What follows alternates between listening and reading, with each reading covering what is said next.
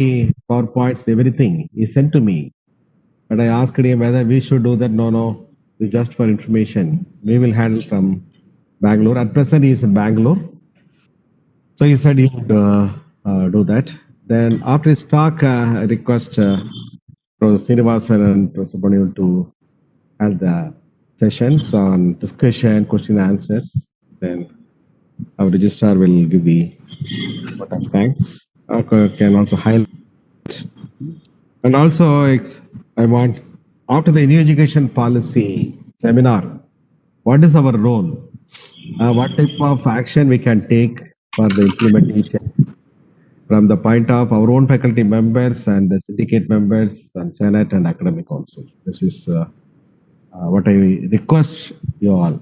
So we should jointly give a sort of a memorandum or some points, just like the minutes, so that something can be practically possible. This is my idea. Okay. Yes, sir.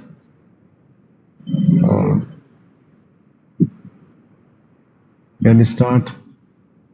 Sir, can we wait for a few minutes, sir? For a few more minutes, sir. Yes, we can wait. Yes. 5 minutes we will wait, sir, and then. Okay.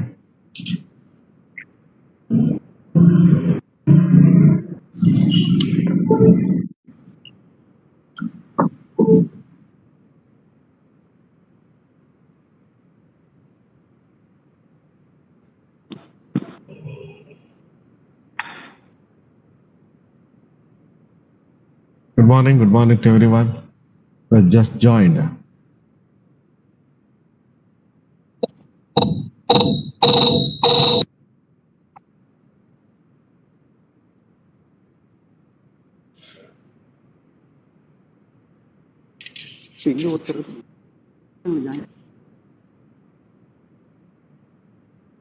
Whether the chief guest has joined? Yes, I am here. Namaskaram, sir. Yeah. Namaskaram, sir. Namaskaram. Good morning. Good morning to you. Yeah. I'm glad that chief guest Professor Balvedi has joined. Yes, please. You can start the program, sir. Okay, sir. Okay. Most respected chief guest for this webinar, Professor Balvedi Reddy, respected Vice Chancellor of our University, Professor Gauri, our beloved registrar, members of the syndicate, Senate, academic council, principals of all the affiliated colleges, HODs and faculty members of the University of Madras, and the faculty members of all the affiliated colleges. And we feel happy to welcome you all for this webinar.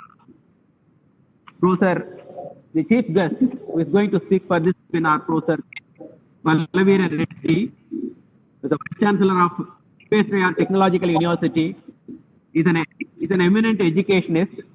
He has been awarded the honor of Fellow of the World Academy of Productivity Science. He got his PG from Kharagpur and doctorate from IIT Madras, and subsequently joined as a teacher in Regional Engineering College, Surat, Karnataka. Since then, he has major contributions in his own field, such as design of machine elements, design and drawing, vibration, reliability, machinery diagnostics, gears and gear shafts, robotics and artificial intelligence, many more areas. He also served as the director of the Department of Technical Education, Government of Karnataka. Reddy has been associated with several national and international administrative bodies, capabilities such as governors of IIT Bombay, member of the Board of National Institute of Technology, Karnataka, Surat, member of the Court, Indian Institute of Science, Bangalore, chairman Council Entrance Test of Government of Karnataka, member of Karnataka, member of Southwest Region AICT, Bangalore, member of National Executive Council of Indian Society for Physical Education, New Delhi. Presently, Professor Balvedi Reddy is Vice Chancellor of Vishweshwaraya Technological University, Belgaum, is actively involved in addressing the rural problems through village adoption scheme.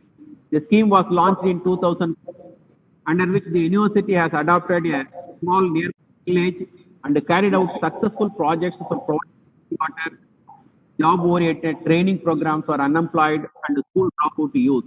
Professor Balbira Reddy has received many prestigious awards. Prominent among them include Honorary Fellowship of Indian Institute of Engineers, Honorary Fellowship of Indian Society for Technical Education, Aryabhatta Award, Indira Gandhi Priyadarshini Award, International Karna Parishara Ratna, Sir M. Vishweshwaraya Technical Award and Best Teacher Award. I also welcome our Vice Chancellor, Professor S. Gauri, who is an equally eminent academic with vast experience and accomplishments in his own. He got his M.Tech and a PhD in production engineering from IIT Madras and then joined as a lecturer in the same region where Professor Reddy also served. He then became the professor of Anna University. From then onwards, he has also made contributions in terms of teaching, research, and extension activities. Just before assuming this Vice Chancellorship of Madras University, he has served as the Registrar of Anna University and then Director of EMRC of UGC, a prestigious center. So we have two eminent academics to speak on the theme of the webinar, the new education policy and academic perspective. And education, just to give you a broad background, education is a power and it constitutes the foundation of all the multi-dimensional socio-economic development of any country. We have witnessed that no country has succeeded in achieving a holistic development without achieving success in education, 100% success in education. So we also have been pursuing educational development for the last 70 years. Actually, when we discuss about the policy, educational policy, national education policy, we discuss them in terms of 3 or 4 aspects. One is access, quality, and then equity, and financing. Financing is related to all of these 3, all the 3. So in terms of access, for literacy, it was around 12% at the time of independence. Now, as per 2011 census, it has gone to 74%, 6 times. We have increased our literacy rate 6 times, but still there are challenges. Still, almost 1 out of every 4 adults is illiterate. So that is the challenge we have to face. And then, in terms of higher education, see, our gross enrollment ratio is around 25%, whereas still out of every 4 adult children are aged between 18 to 23 aged children, 3 are out of the higher.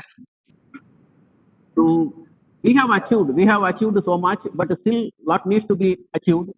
And as far as the quality is concerned, the number of studies have come out showing that the 8th standard students could not perform what they could do at 5th standard or 3rd standard. So similarly, our graduates, more than 90 or 95% of our graduates are declared to be unemployable. That is, they don't have adequate skill which the industry require or the employment job market requires. So that reflects on the quality. Quality at all the levels, school and higher education level, is still a concern. And equity. There are extensive variation across regions, across gender, across social categories, and between science and arts or engineering, number of disciplines. So these things are also the issue. For instance, the gross enrollment ratio is 25 around for the all India level, whereas Bihar has got 13. So almost half of the national average, whereas Tamil Nadu has got double the national average. Our gross enrollment ratio is almost 48 or 49 or even 50. So much variation, even in terms of literacy. Adults is 74%. If you go for women literacy, it is some 63%. Still, if you go for social groups, it will be even lesser than that. So there are variations in accessing, in terms of equity, we have a lot of concerns to be addressed between the states, between regions, across gender and across communities. So these are all the challenges, and all these challenges we have to face by spending money, huge money. All the commissions, right from Radhakrishnan Commission, Kothari Commission, Knowledge Commission, until even this current commission, all these commissions have been emphasizing the importance of financing, and we have made repeated commitments to spend at least 3% of our, at least 6% of our GDP for education. Still, we have not achieved. So these are all the challenges we are facing. So at that time, it is a timely that the new education policy has been released to meet most of these challenges. And how we are going to do, maybe our chief guest, our Vice Chancellor Balavira Reddy will highlight, and our Vice Chancellor also will facilitate throwing more light on these issues and how we are going to achieve many more landmarks through this policy document.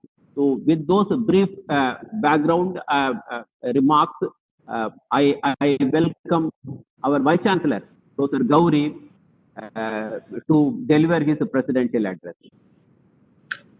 Thank you, Professor Jyotis Vanganam, for your nice introduction, welcoming. And I was about to give the resume of our Honorable Chief Guest, Balvirati, but anyway, we have given the important points. Thank you very much. And also you highlighted about the how the 6% of GDP is a distant dream. Yes, I understand. Thank you very much. I welcome our Honorable Chief Guest, my mentor, my guru, Professor Balvi Reddy, who was previously as a professor as well as head of the department KRUC, known as Karnataka Regional Engineering College, Surathkal. Now it is known as NITK. Then moved to Bangalore as a director of technical education. And after the 2 terms, he became the vice chancellor of VTU, Vishwanath Technological University, Belgaum, for 2 more terms. Then he occupied many honorable positions, as Professor Jyotis Vanganam explained. I welcome you, sir, Professor Balvirati Garu. And I welcome my own colleagues, my professor, friends, honorable syndicate members, members of the academic council, and senate members, and my own professor, head of the departments in the university, principals of all the affiliated colleges, and head of the departments and the faculty members and other friends, and some faculty members of NITK. I understand they are also listening. And I welcome Honorable Professor Devraj, the former UGC Vice Chairman. When I sent a message to him about this, he appreciated, yes, it's a wonderful title, wonderful conference, and needy of today's topic. Go ahead, like that, he also said. Yesterday I was in UGC. I also shared this, our poster, with some secretaries of UGC. They also welcome. So the new education policy is important, 2020. Before that, as Professor Jyotis Vanganam said, there are 2 eminent persons are here describing Professor Balvirati and me.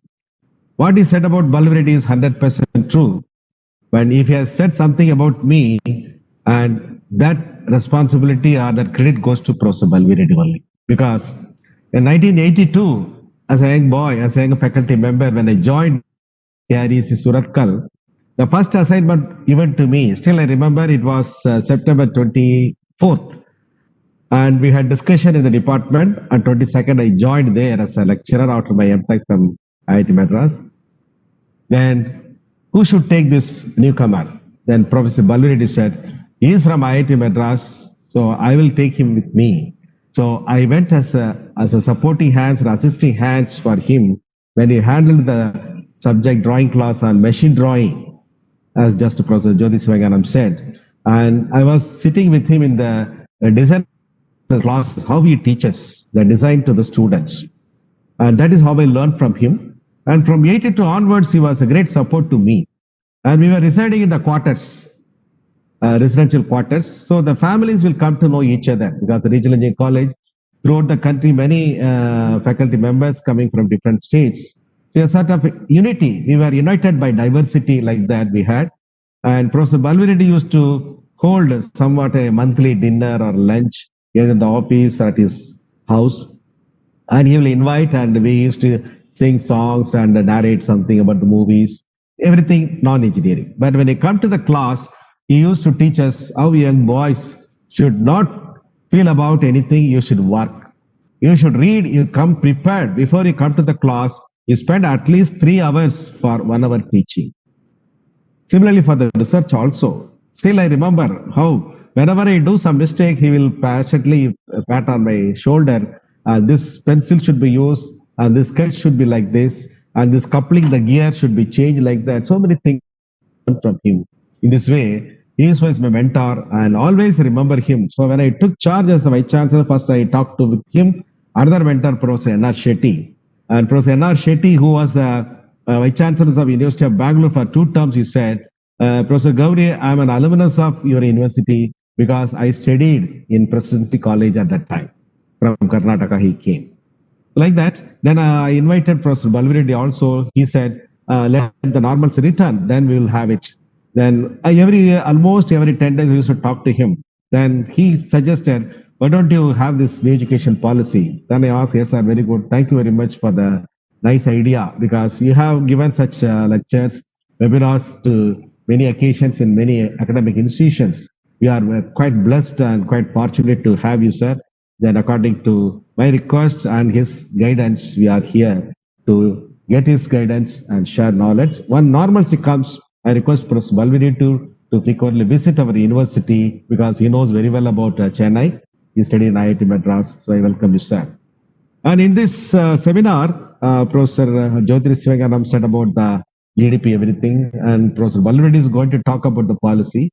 But at the same time, I want to share my experience, because now everyone talks about international ranking. Those days it was not thought at all. Now after Parker-Rowley-Simons in standards, as well as the Times education standards, people think about what is the rank of our Indian universities, what is the position of IITs, like that. Started thinking, even looking at. One way it is giving a sort of a national prestige, national academic prestige for us, but still we are not up to the level of just like even the NTU or MIT or Stanford universities. It is true, but we are putting our best efforts. And needless to say that our academicians are very efficient. Why I say this? I worked in NTU Singapore, Nanyang Technological University Singapore, for about 2.5 years before I joined Anna University. And after joining Anna, I was a visiting professor in Stuttgart University and Ravensburg University in Germany. And needless to say that the two universities are public university of the country. The NUS, National University of Singapore, Nanyang Technology University of Singapore, are owned by government. Similarly, most of the German universities are also government. It's not like US or Europe. But how they are coming up? So in my experience, I have found that a lot of autonomy is given to the universities. You may say, we also have autonomy. Yes, we have. But the autonomy, what they have is independent autonomy. But here it is not like that. I think we have to depend on some system. Maybe a foolproof, maybe protect the vice chancellor or protect the safeguard the officials. But still, some level of autonomy is not there. And the autonomy in those countries are in a different way, whether the financial, whether the academic, whether they can introduce the first-rated programs in their universities, or whether they can invite the renowned faculty members from different universities over from the other countries, just like their concentration of talented pool of the students as well as the faculty members is a main factor for their outstanding performance and standing. Another thing, the living and learning environments should be inspiring. That's what I experienced there. When I went to the university in Stuttgart, just for about 5 to 6 months, they gave me a good accommodation, and still that residential council asked, Professor, do you need any more thing? You want a big TV? No, I don't want. Then you want some cart, because the cart legs, everything was broken. I said, you please change the cart.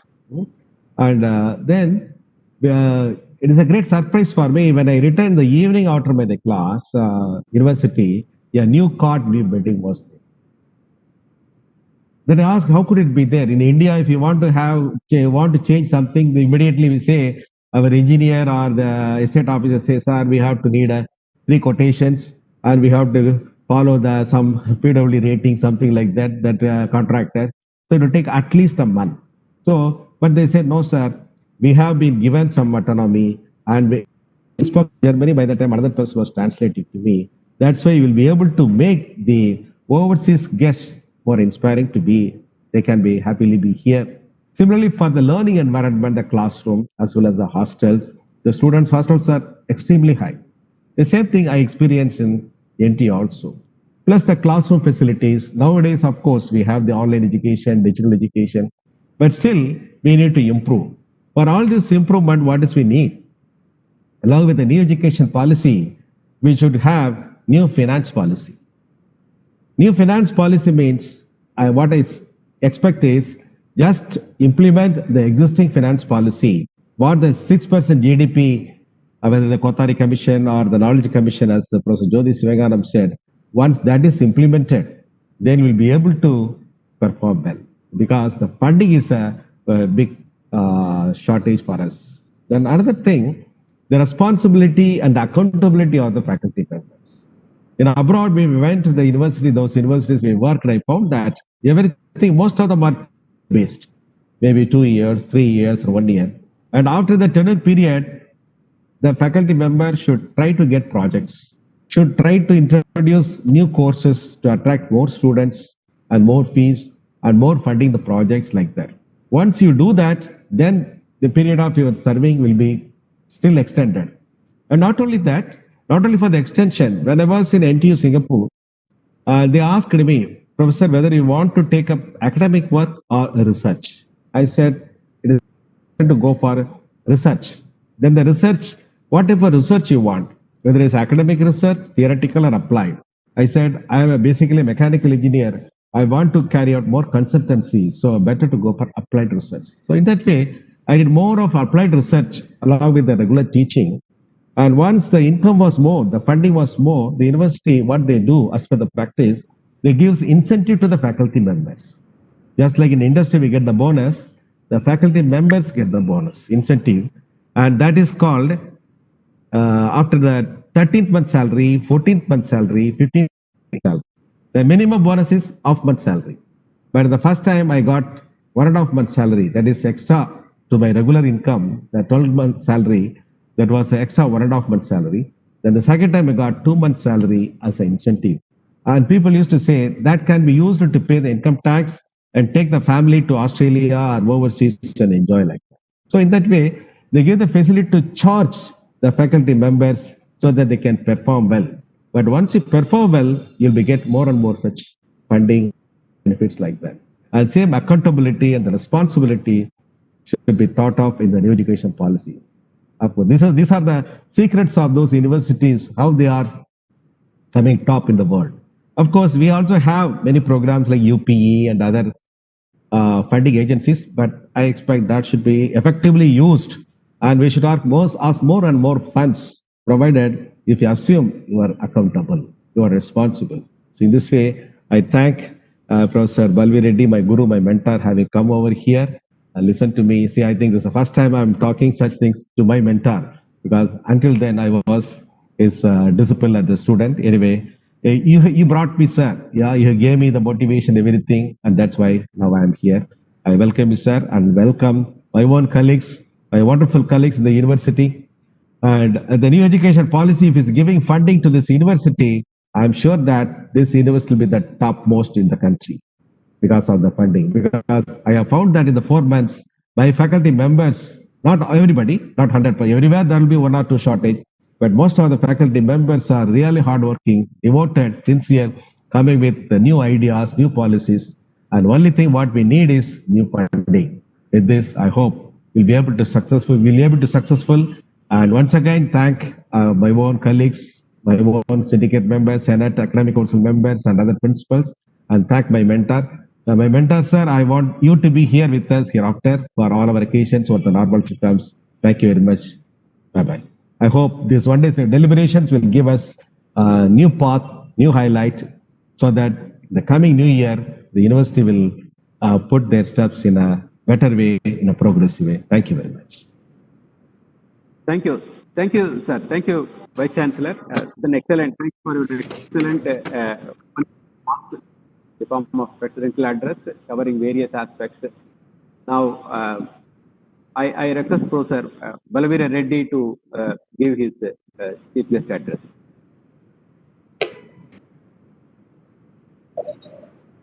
Thank you, Professor,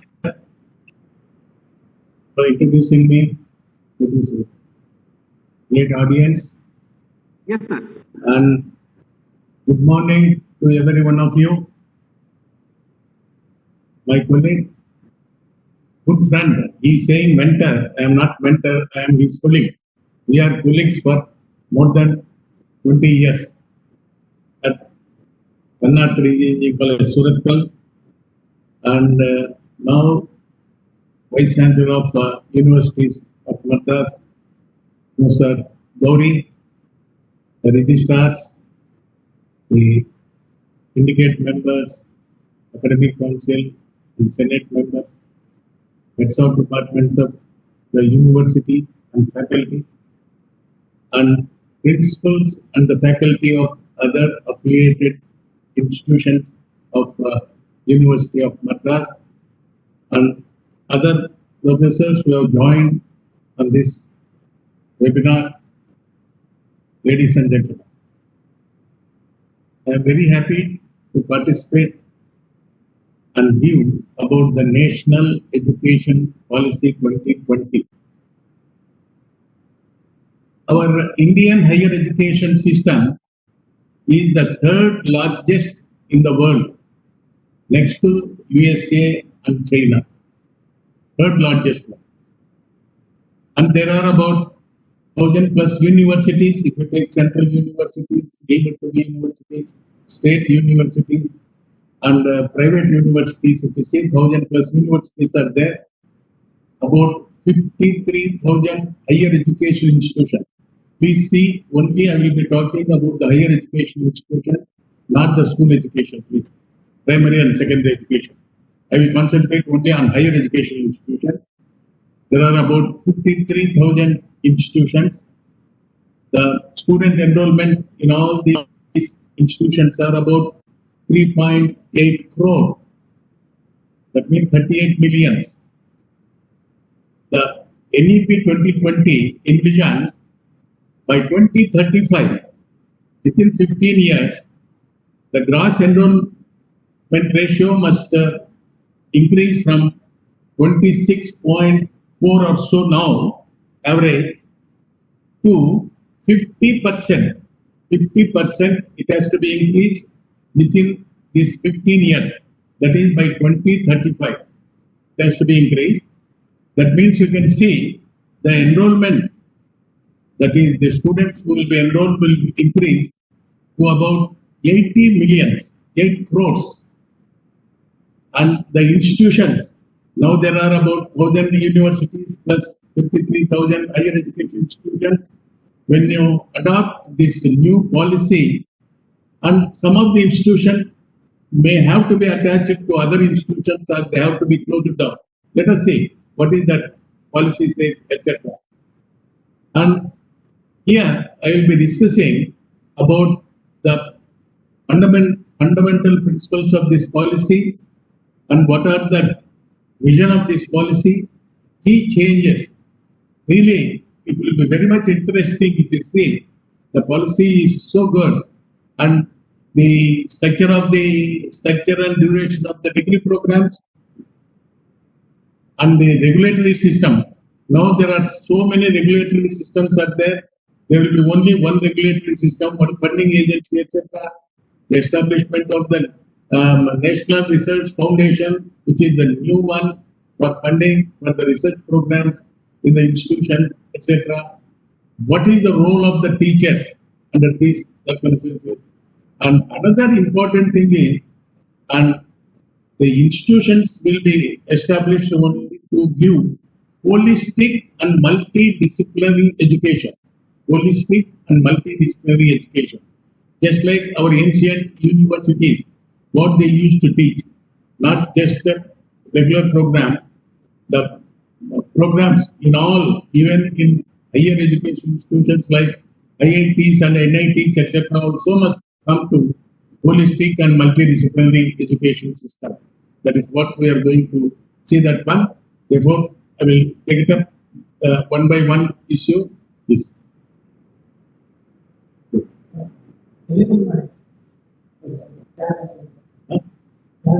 Can you please enable the sharing the video?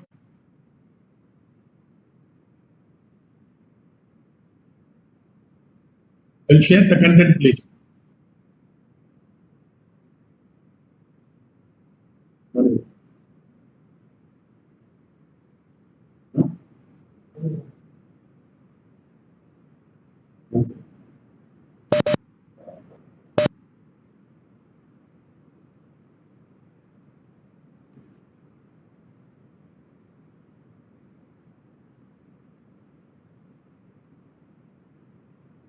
Yes, sir.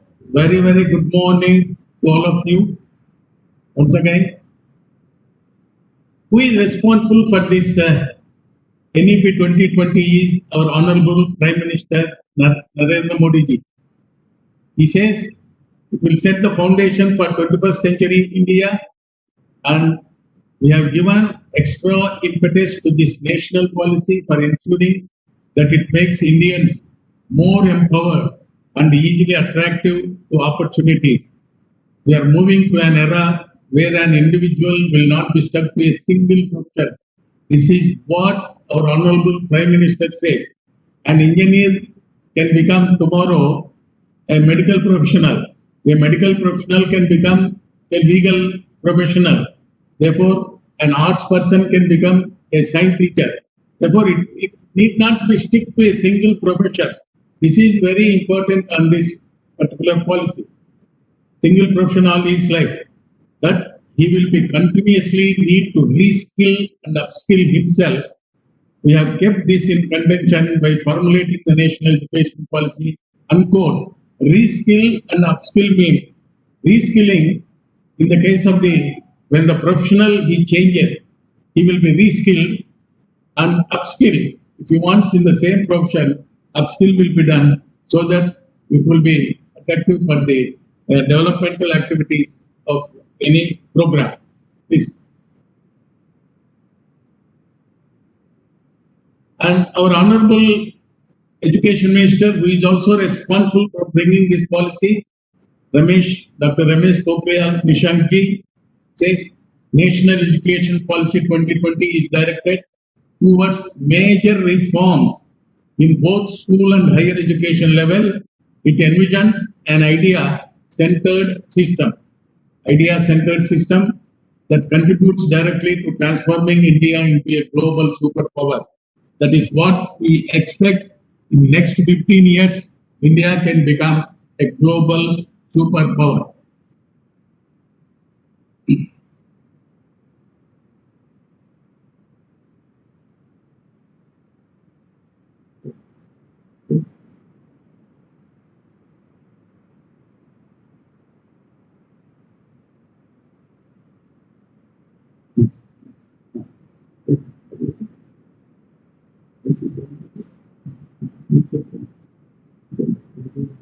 Yes, sir. The fundamental principles of the policy is, first one, multidisciplinary and a holistic education, and synergy in curriculum across from school education to the higher level education, flexibility, lot of flexibility, not only for the students and the faculty, etc. We can see what is the flexibility for learners, students, and also the faculty, and introduction of the ethics and human and constitutional values in the subject.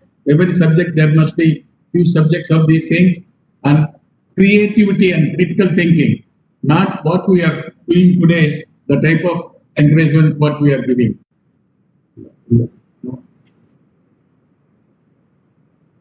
And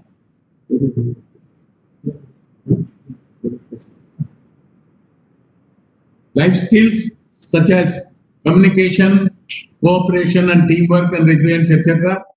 And here, the assessment will be not that what we are doing here, today we are testing, It must be a continuous and comprehensive assessment system will be introduced. Outstanding and high quality research in every institution. Then only they will be called three categories of institutions they will be selecting. That one we will see in the next one. Extensive use of technology in teaching, learning, and also assessment or the evaluation system. And light but tight. Today you can see the regulatory system is so rigid, and it must be light, but at the same time, proper disclosure of records, etc., must be there. That is why they say right. Yes.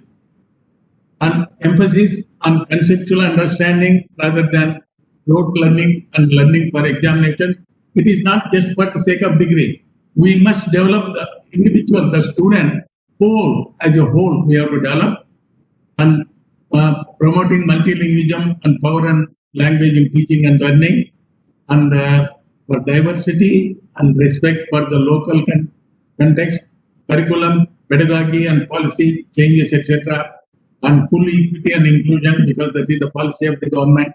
Yes, and teachers and faculty as the heart of the learning process, rootedness and pride in India. Yes, we must think of, yes, we are Indians, and they are rich, diverse, and our ancient and modern culture, we have seen it. And we have to think it is a public service, education is a public service, and sustainable investment in strong, vibrant, and public education system. And vision of this policy says, these are the fundamental principles, few of them I have narrated. The vision, it envisions an education system rooted in Indian ethos and contributes directly to transforming India, that is Bharat, sustainably into an equitable, vibrant knowledge society. Please see here, vibrant knowledge society, by providing high quality education to all and thereby making India a global knowledge superpower. That is the intention of bringing this new education policy 2020. The policy also says that is the curriculum and pedagogy of our institutions must develop flexible and fundamental duties and constitutional values, bonding with one's country, and a conscious awareness of what are the roles and responsibilities of every stakeholder, what are the responsibilities of the students, faculty, institutions, universities, etc. And also the vision says we have to develop a global well-being, that is a global citizen. That is what we are, by providing not only knowledge, skills, values, and disposition. These are now the fundamental principles we have seen, which are very important, and vision of the policy to become global knowledge superpower. And what are the key changes compared to the current system? What are the key changes? Here we have every institution has to move towards holistic and multidisciplinary universities and colleges. Please see here, this is very important component we have to remember, holistic and multidisciplinary. I will let you know, because many of our professors have confusion about the multidisciplinary and interdisciplinary, etc. Therefore, I will maybe spending few minutes on that one before I take up the other one. Therefore, key changes to the current system and multidisciplinary undergraduate system. Every institution must start multidisciplinary undergraduate system, because now some of the universities are not having this undergraduate degree. How it is difficult. Every institution recognized under NEP must have multidisciplinary undergraduate education in addition to postgraduate and research. Moving towards faculty and institutional autonomy and revamping of curriculum, pedagogy, training programs, etc., assessment and student support, and integrity of faculty and institutional leadership positions we have to develop, because they must become leaders to take care of just maybe as head of the institution or vice chancellors or chancellors, etc. of the institutions. Establishment of this is the first time, establishment of National Research Foundation. Lot of money is available here if we are doing a good research work. They said in the draft policy 20,000 crores will be available for every year for this research foundation in addition to other funding agencies. Therefore, once the under any institution comes under NEP, and there will be independent boards will be established. That is the called board of governors will be established, and same thing right but right regulatory system and increase access, equity, and inclusion to every person, every individual, whether it is students or faculty, whatever it is. It is the policy of the government.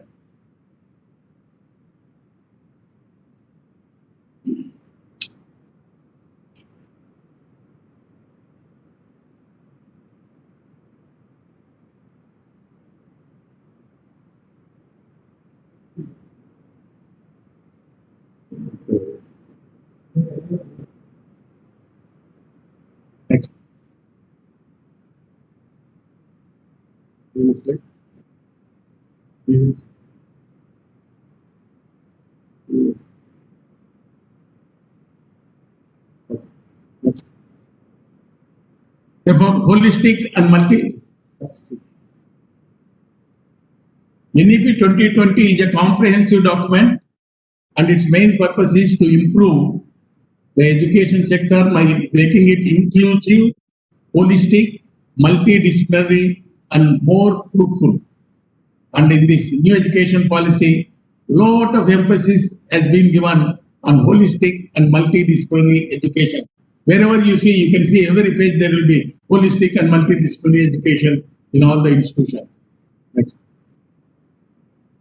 And let us see what is holistic. Holistic meaning whole, complete, coherent, all-round, totalitarian, overall, etc.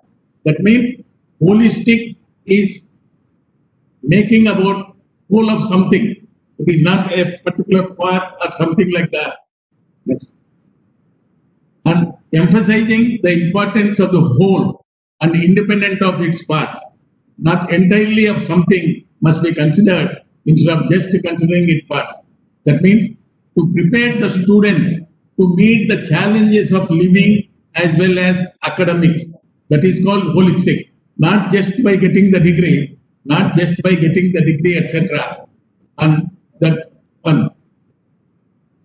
And to bring about an integrated, well-rounded individual who is capable of dealing with life as a whole.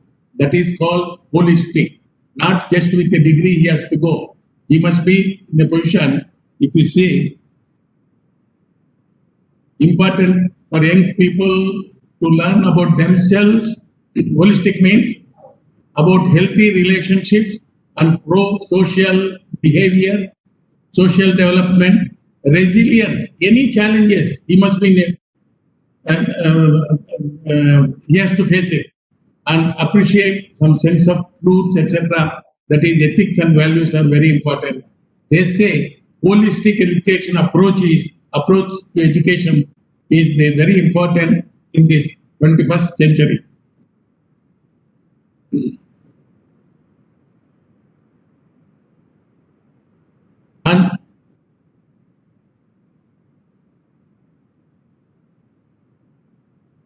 And that is what we have seen, but it's holistic and development of whole as a person, not just getting one degree and going. We have to integrate about his changing the programs, etc., and values, and he will be responsible for the social works, etc. And let us see what is multidisciplinary education. Before you go for multidisciplinary education, let us see what is disciplines we will study. Discipline is a field of study. Suppose, for example, maths is a discipline, physics is a discipline, chemistry, like that, engineering, medical, like that, it is a discipline. What is intradisciplinary? Working within a single discipline, we will call it as intradisciplinary. That is physics, math. If you are within the physics, that is called intradisciplinary. And interdisciplinary, integrating knowledge and methods from different disciplines using a real synthesis of approach integrating the two disciplines. Suppose, for example, biology and chemistry, if you take biology and chemistry, if you take, you will get as biochemistry. And similarly, computer and mechanical, if you take computer-aided machine drawing, computer-aided drawing. Similarly, metallurgy and mechanical, if you take, or computers and mechanical, if you take, or electronics and mechanical, if you take, you will get, if two or more disciplines, if you combine it, it will call it as mechatronics, like that. Therefore, interdisciplinary, a new discipline will emerge, just like biology and chemistry, biochemistry, like that. Integrating, a part of biology is taken, a part of chemistry has been considered, which is the shaded one, you will get it as, that is called new discipline, that is the interdisciplinary subject.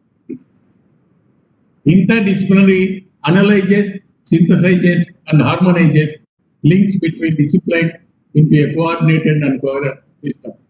Therefore, interdisciplinary research relies on shared knowledge, that is between the two disciplines, and new interdisciplinary field emerges. And if you see, interdisciplinary research means, for example, physics and chemistry. If you combine something from physics, something from the chemistry, you will get it as nanoscience. Nanoscience. That is what? That is the one new discipline we will be getting, nanoscience, etc. And interdisciplinary research is based upon conceptual model that integrates theoretical frameworks from different disciplines. Usually, that is the integration of that one. Yes.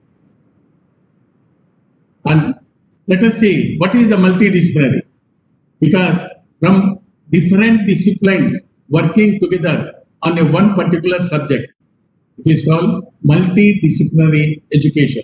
Multidisciplinary education.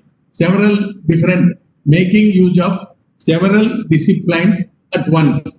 For example, combining or involving several academic disciplines or professional specifications in an approach to a topic. That means mathematics, science, English, and history. All these are multiple areas. That is called multidisciplinary course. Suppose, for example, and it is a same subject will be taught by two or more traditional disciplines in their way, not mixing together.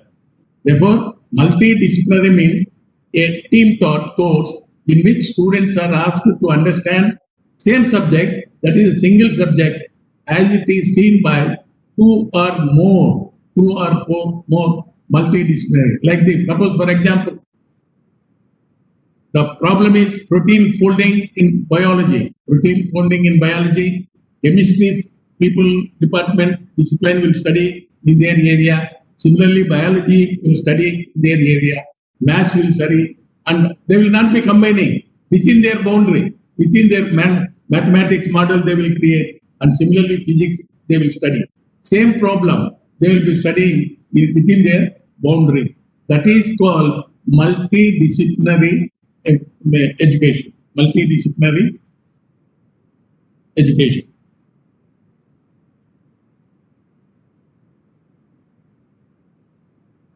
And this is one of the examples of disciplinary and interdisciplinary and also multidisciplinary. Multidisciplinary, you can see.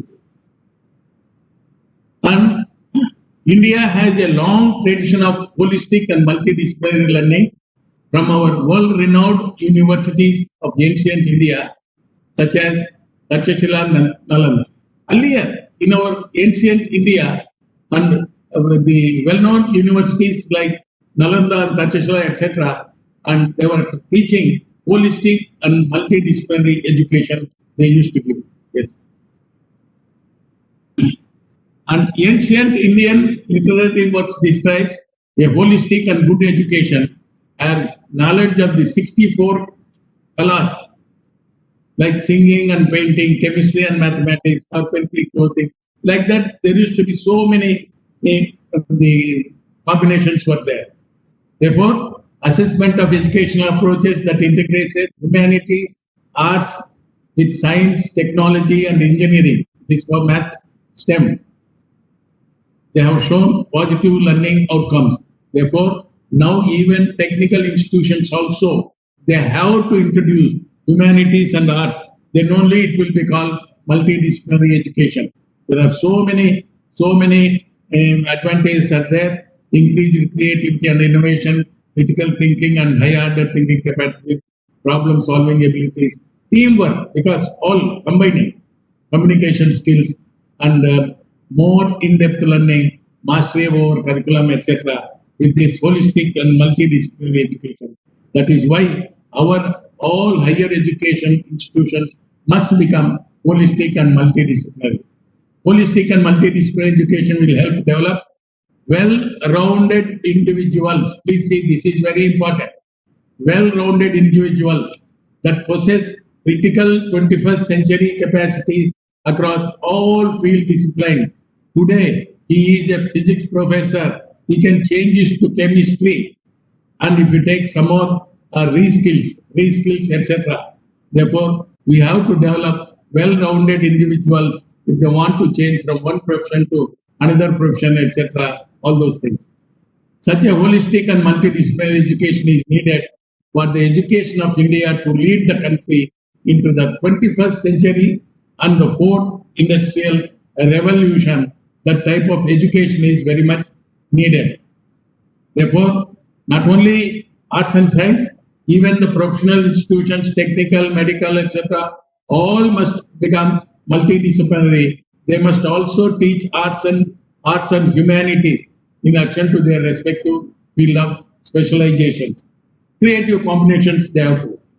And this is very important again in the multidisciplinary education. Multiple entry and exit options. Please, this is a very important, not only for the students, even for the institution. And removing currently prevalent rigid boundaries. They say if it is a BA degree program, within 6 years he has to complete. Otherwise, he has to rejoin. If it is an engineering of 4 years degree program, within 8 years he has to complete. And otherwise, he has to again rejoin. That type of rigid boundaries has been removed here. And he can enter at any time. After completing 1 year, he can exit and come again, join and complete his degree program. The intention of this NEP is once the student joins any profession, any discipline, he has to complete the degree. That is what it says. And autonomy, just now Professor was saying, institutional and faculty autonomy, there will be a lot of autonomy will be there, especially as far as the academics are concerned. That is for setting curricula, etc. And pedagogy will have an increased emphasis on communication, discussion, debate, all this. You can see to it.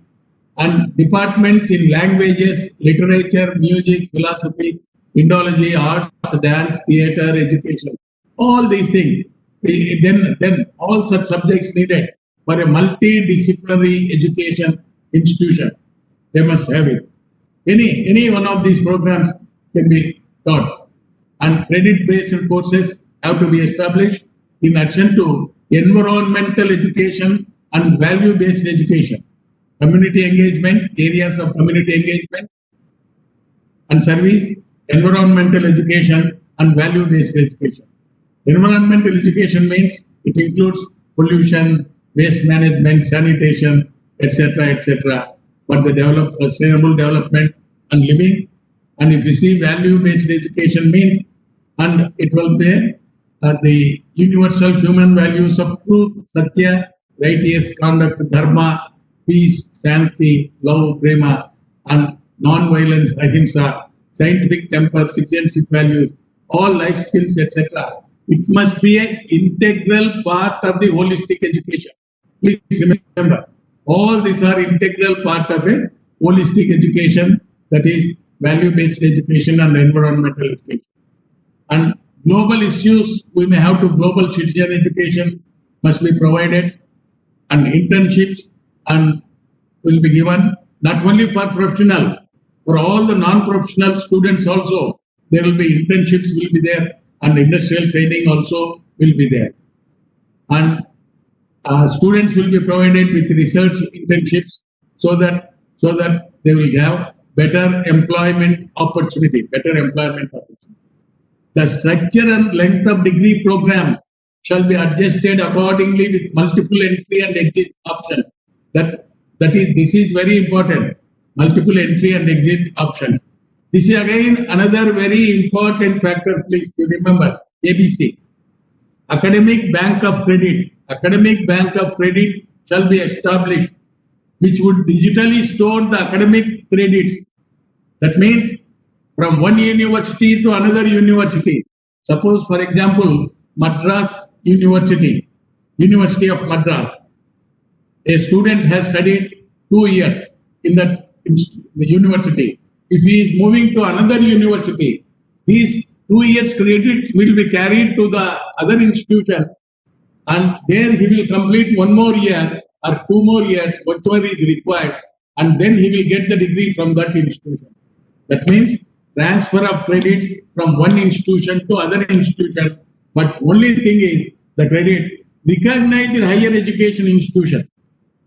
It has to be recognized. The institutions have to be recognized. Then only it will be done. And they will have the flexibility to offer different designs of master's degree program. No doubt they will have it. And this one I will come back now. This is not necessary. Please see here. Now we have seen what is the fundamental principles, vision of the policy, and the key changes, etc. And what is the holistic means what, multidisciplinary means what, and holistic multidisciplinary means what. We have seen it. This is very, very important for all our institutions, all our higher educational institutions. Institutional restructuring, and today the gross enrollment ratio is 26.3 in 2018. Now it may be 26.4 or 5, 26.5 to 50%. It has to be increased to GER must be increased to 50% by 2035. Maybe few states it may be nearing about 50%, but average, they say average gross enrollment ratio in the country by 2035 it must be 50%. By 2040, all higher education institutions shall become multidisciplinary. Please remember, all institutions must become multidisciplinary. And institutions, please see here, if the strength is 300 plus, they can come under this policy. Under this national education policy, minimum strength of the institution must be 3,000. 3,000 plus institutions will be recognized under this NEP 2020. The present complex nomenclature of higher education institutions in the country, such as deemed to be university, affiliating university like University of Madras, University of Bangalore, University of Mysore, etc., affiliated technological university like Visvesvaraya Technological University, Anna Technical University, etc., unitary universities, private universities, all will be replaced by simply university. No more deemed to be university, no more affiliating university. All will be replaced by university. And they have given what is the, how the affiliated colleges will be gradually phased out. No more affiliation after 15 years. Over a period of 15 years, through a system of graded autonomy, all institutions will be recognized. Any one of the 3 categories which I am going to take next. Therefore, no more affiliation. Suppose, for example, under University of Madras, there are about 140 institutions are there. All 140 institutions must become any one of the 3 categories. By 2035.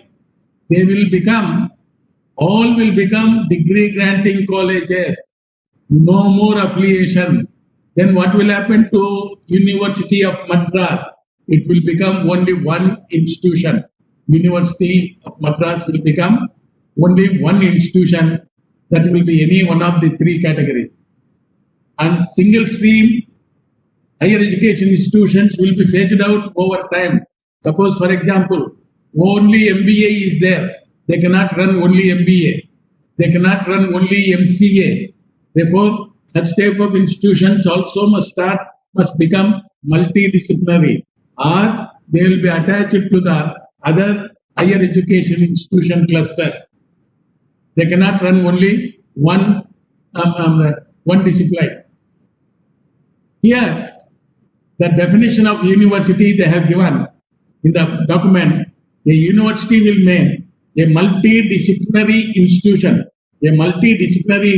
of higher learning that offers undergraduate and graduate programs,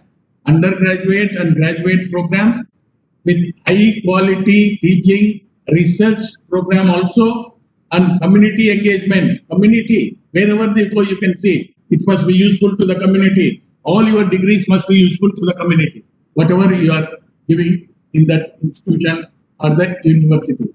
Therefore, the definition of the university has been given in the document. Please see here.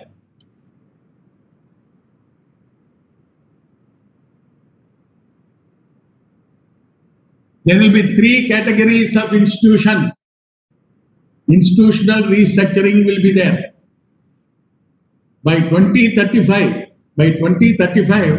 all 1,000 universities plus 53,000 institutions will become only these three types of categories.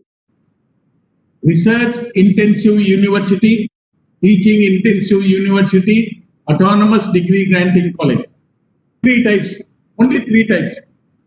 That is, if there is high quality research and teaching, high quality research, after accreditation, after grading, after accreditation, then it will be given as research intensive university. Suppose what will happen to, suppose if your university is coming into that category, then it will be known as Research Intensive University of Madras. Research Intensive University of Madras. And suppose Anna University, Research Intensive University of Anna University, if you want. Suppose there are so many other universities, they cannot attach it, but they can come any one of these categories. But very high quality teaching, but still a significant quality of research is there, then it will become the second category, that is the teaching intensive university. Teaching intensive university. And only a high quality teaching is there for undergraduate degrees. Then it will be known as Autonomous Degree Granting College. It is not restricted to only undergraduate programs. You can also run PG programs. You can also run research programs in Autonomous Degree Granting College. And another advantage here is you can climb up. If you are getting a better grade, Autonomous Degree Granting College can go to teaching intensive to research intensive university. After accreditation, if you are getting a good grade, you can. Therefore, in India by 2035, no more university systems will agree. Affiliated university system will not exist. Within these 15 years, all higher education institutions must become any one of these institutions, any one of these three categories: research intensive, teaching intensive university, that is the first and second category, or autonomous degree granting college. Please remember. And how they will become? Because by grading, a stage-wise mechanism for granting graded autonomy. There will be only one one accreditation board will be there that we will see to it. By graded autonomy to colleges through a transparent system of graded accreditation will be established. Then all these institutions will be recognized. And here, this is another important. The higher education institutions will have the autonomy and freedom to move gradually from one category to another. Suppose third category to second category to first category, you can go. Based on their plans, actions, and effectiveness, and depending upon their graded accreditation. Depending upon their graded accreditation. This I will come back. Please see here. 3 types of institutions: research intensive, teaching intensive university, autonomous degree granting colleges will be there. And here you can see, you can move from one institution to another institution. And here there is another one, model public university. Please see here. There is another category, a top category. Model public universities will be set up for holistic and multidisciplinary education at par with now IITs, IIMs, IISc, etc. They are up to that level. Those institutions will be called as MERUs. That means multidisciplinary education and research universities. Multidisciplinary education and research universities. That is the top category. That will be the, in addition to these 3, that will be the top category. And if we come up to the level of, why? Highest global standards in quality education. How many are there? As on today, how many universities are there in that level? Only 2 or 3 are there, IISc and 2 IITs. Therefore, if we come to such level, highest global standard, then it will be considered as MERUs. Please read. That means a holistic and multidisciplinary education would aim to develop, that is the MERUs, intellectual, aesthetic, social, physical, emotional, and moral, etc. This is the 3 categories. Please see here. A research intensive university, if they can climb to MERU, teaching intensive university can go to research intensive university and then MERU. If the graded accreditation is very good. And same, don't think today I have got autonomous degree granting college, 3rd category. You can move from 3rd to 2nd, 2nd to 3rd, 2nd to 1st, and then to the top, MERU. This is, you can reach to that. Please see, therefore, what I say here is, by 2035, there will not be affiliation system will not exist in the country. All affiliating universities will become one single institution. Therefore, my advice to the University of Madras is, today itself, you must be ready how to get the first category. How to get the first category. Don't go to the second category. There must be high teaching, high quality teaching, high quality research work. If it is there, see what in the draft policy when it came for discussion, they said only about 150 to 300 institutions will be there at that level. But in this final policy, they have not given, even if it is 500, there are 1,000 universities itself, and some good institutions are there, higher education institutions. Then what will happen to the other universities? All universities may not become category 1. Then some may have to take up category 2, but they can climb to category 1 if they are good. And similarly, autonomous colleges. But all colleges recognized by this will be degree granting college, just like universities, just like foreign institutions here now. All these institutions, they can give their own degrees, they can create their own syllabus. Lot of flexibility is given, including degree granting colleges, all will become. And they say, in the draft policy, they said 50% of the colleges will be closed down. Therefore, My advice to the higher education institutions is today itself, you must be in the preparation how to claim any one of these categories. What will happen then? What will happen if you are not coming up to the request graded accreditation? Then you have to close down or attach to some other institution. Attached to some other institution, not as a affiliated, as a constituent college. You can attach as a constituent college means you have to leave and go. Then somebody was commenting, sir, after spending so much of money, how can they leave and go? Now what will happen to our Maharajas? Same thing. Yes, you develop, you come up to the mark. If you are not come up to the mark, you have to close down and go or attach to other institution. Therefore, this is very important for all the universities and the institutions. Now onwards, you have to think of how to come any one of those three categories at least. Any one of those three categories. You have to plan it. Next one, transforming the regulatory system of higher education.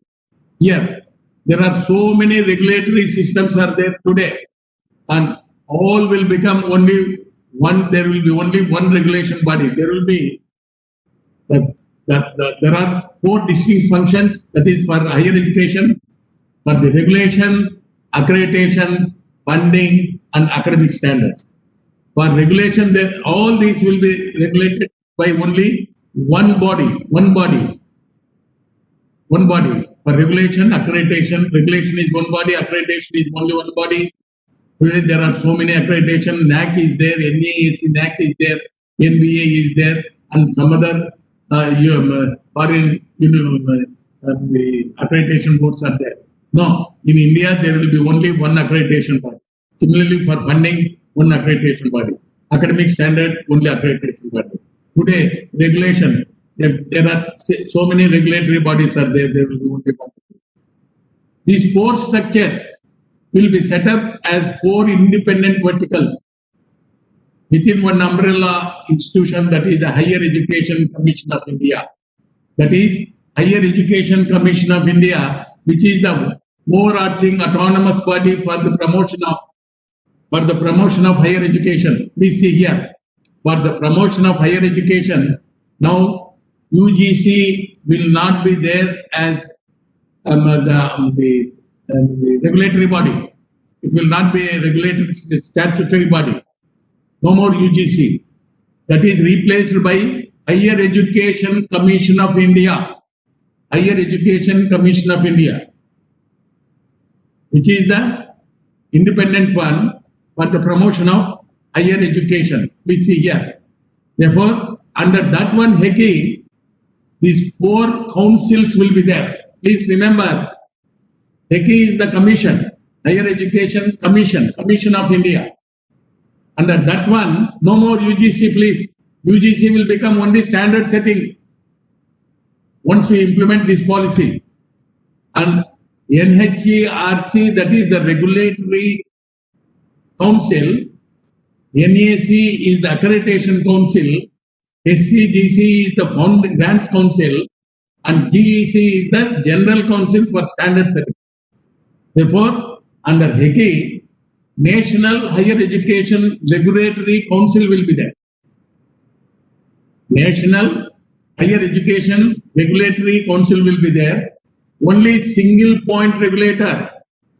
Now there are so many, please see now there are ICAR, Agriculture, Council of Agriculture Research, Veterinary Council of India, National Council for Teacher Education, Council of Architecture, National Council for Vocational Education and Training, All India. These are all the regulatory bodies are there now today. Now all these will become only standard setting bodies. All these will become standard setting bodies.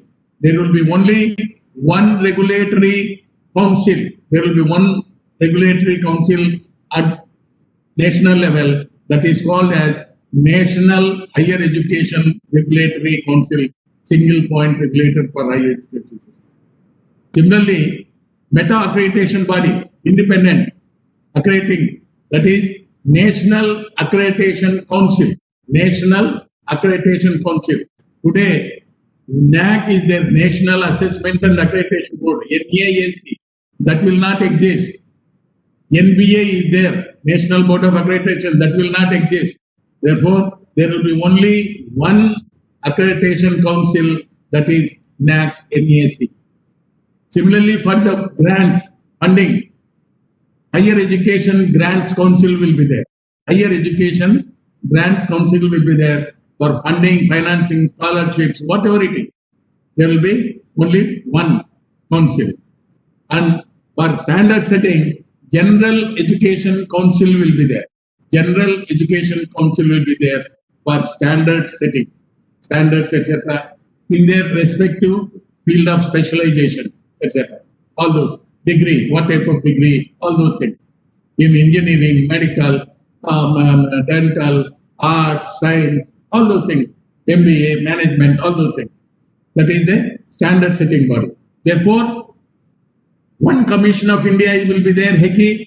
Under HECI, there will be 4 council for regulation, for accreditation, for grants, and also for general education. That is for standard setting. We see here, under General Education Council, all these ICAR, VCA, etc. Now they are the professional councils. They have got statutory powers. There will not be no more statutory powers, no more regulatory role. All will become professional standard setting bodies.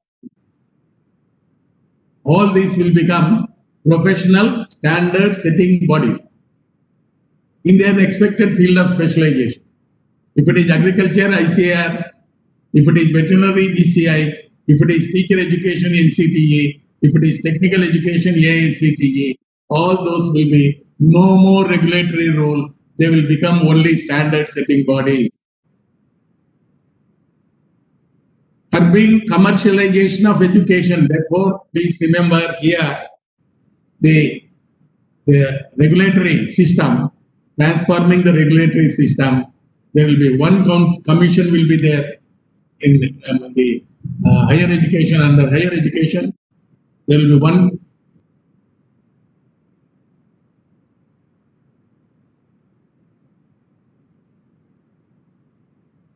commission, HECI. Under that one, 4 councils. Please see here. First one is the commission. These are the 4 councils: regulation, accreditation, grants, and also for the general education, standard setting, etc. And no more regulatory roles for these earlier regulatory bodies. They will become standard setting bodies. Please remember, that is very, very important. Commercialization. This will be not for profit. This is known. You cannot run just like what you are doing here now. And surplus amount must be invested in the education sector itself. This will be done by NAC, National Accreditation Council will be there. And you have to see the fees and charges set by private higher education institutions will be transparently and fully disclosure. That is why they said tight. This is where the tightness will come under the accreditation. No doubt, they will ask you to run any program, but you have to disclose. You have to be very transparent in your fee, etc. All those things. All records must be fully disclosed. And graded accreditation, through graded accreditation, this is very important again.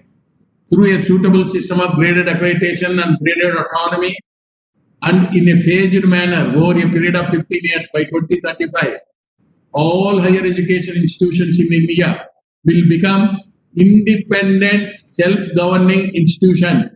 Please see, any one of those 3 categories: independent, self-governing institution.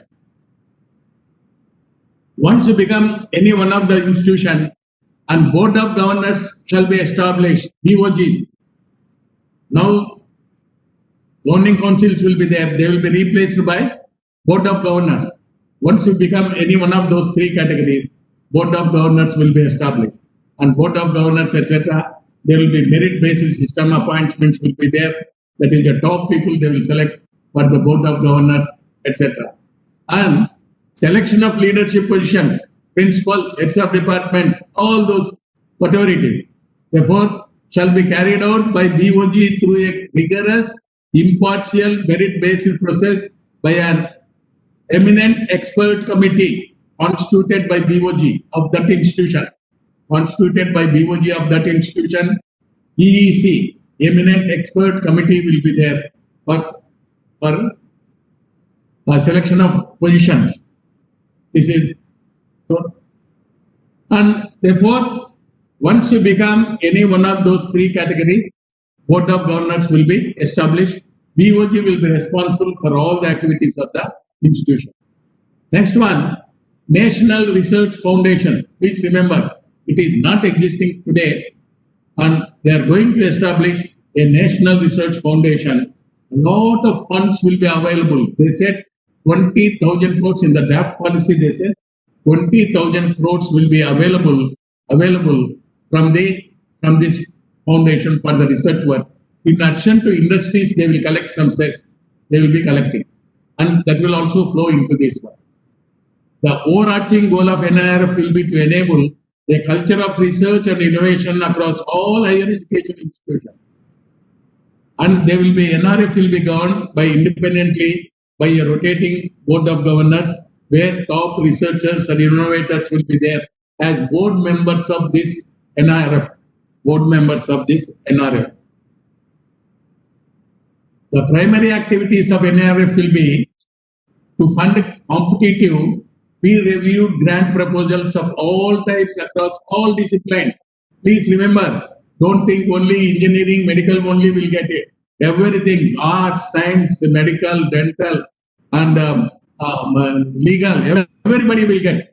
But only thing is, in the draft policy, they said competitive peer-reviewed grant. Competitive peer-reviewed means all grants will go to only IITs and IISc and NITs and universities. But what will happen to other institutions? That is what we question. Then they added the second bullet point. Please see there. Seed, grow and facilitate. They added afterwards.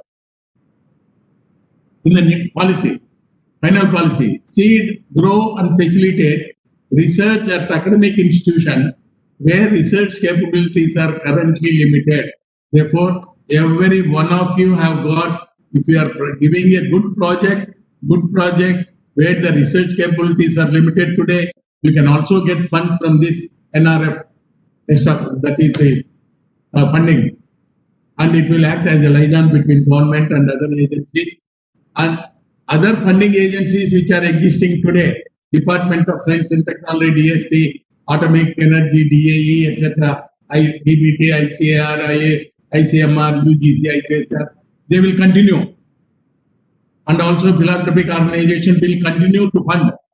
In addition to this one, NRF will be established. This is again very important.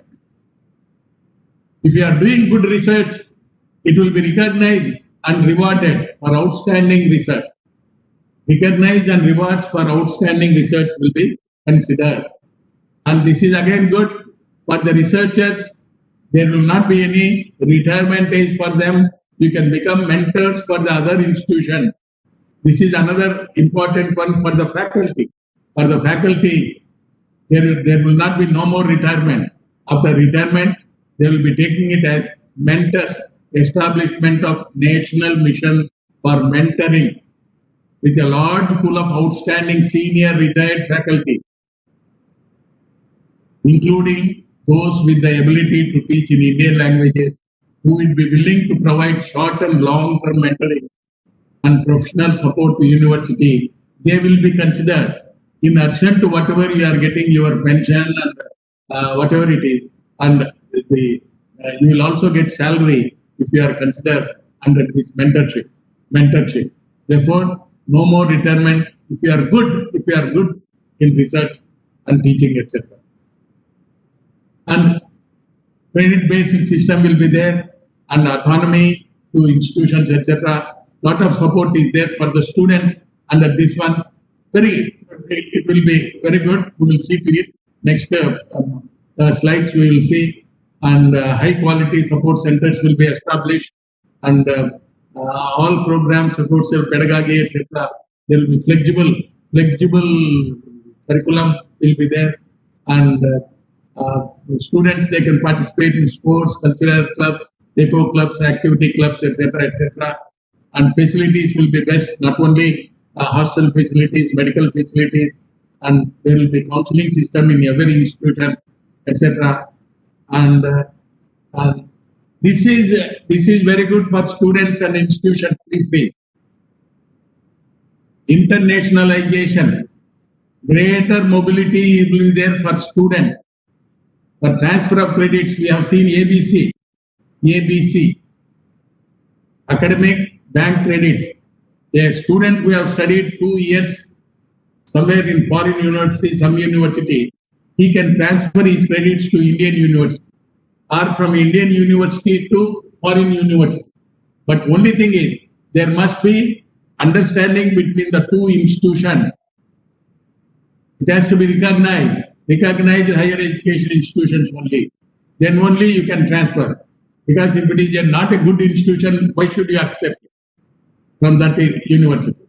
Therefore, at least same level universities, you can have transfer from that university to this university, that institution to this university. That is, even international students, there will be mobility will be there because they can come and study here because affordable cost is very much less. And students, we have to attract globally students from other countries. And research and teaching collaborations, faculty and student exchange, this is very important again for the institutions and also for the students and faculty. Exchange with high quality foreign institutions will be facilitated under this internationalization. And one more thing, if you are very good, you can also establish in other countries your campus. The University of Madras, if they become any one of that category, you can establish any one of the other countries, you can establish your university. Similarly, if any institution is coming under any one of those three categories, they can establish not only within India, even outside the India. Outside the India, you can establish the campuses. Next bullet is competitive for us. Selected universities, those from among the top 100 universities in the world will be facilitated to operate in India, to come to India. They will establish their campuses in India. Please remember, our standards must be equal to those universities. Otherwise, what will happen? All our students will be tracked by those universities. Therefore, please remember, you have to improve your standards in your institution. Please see to it.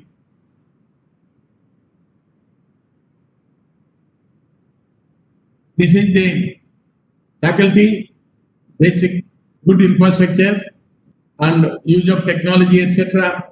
And faculty will be given freedom to design their own curriculum, pedagogical training programs, etc. with the approved framework of your own BOG and syndicate, etc. And they will have independent, transparent process for faculty recruitment. That is BOG, you know it, we have seen it. And steps to be taken, you have to encourage for this economically disadvantaged, socio-economically disadvantaged group. By the government, there will be a lot of encouragement will be there. And similarly from the institutions, it will be there, encouragement will be there. That I will not be spending much on that one. And Indian languages, this is what they say, teaching and learning of Indian languages, they need to be integrated with not only with the school, even higher education, even colleges, you have to teach in Indian languages. But it may take some time. It may take, no doubt, it may take some time because textbooks, etc. must be available in those languages, all those things. And if Indian Institute of, that is the Translation and Interpretation Institution is established, then it may be easy, then it may be easy to use the Indian languages, etc., promotion of Indian languages. Therefore, here we have seen the establishment of National Research Foundation. There will be a lot of funds will be available, etc. And now, this is again very important for the students, institutions, institutions. Please remember. Especially structure and duration. As on today, if it is arts and science, non-professional bachelor degree program, if you see, please see here. Existing BA, BSc, BCom, BBA, BSW, etc., etc. Only 3 years degree program, 2 years postgraduate program. 3 years undergraduate, 2 years postgraduate. Under NEP, that will be there, but in addition to that one, there will be another degree, 4-year degree will be there. Therefore, 2 undergraduate degrees will be there. 3-year duration and 4-year duration. 3-year duration, you will get bachelor degree, and with the good research work in their specified field of 1 more year, you will get 4-year multidisciplinary bachelor degree. 4-year multidisciplinary bachelor degree. Therefore, now there is only 3 years bachelor degree, but under NEP, there will be 2 bachelor degrees, 3 and 4 years. There will be multiple entry and exit options. After first year, the boy can leave and again come and join. After second year, he can leave and come and join. And third year, you take degree and go, and again, you can come and join if you want 4 years undergraduate degree. And whenever he leaves, appropriate certificate will be considered. Appropriate certificate will be considered. So please see to it. Yeah.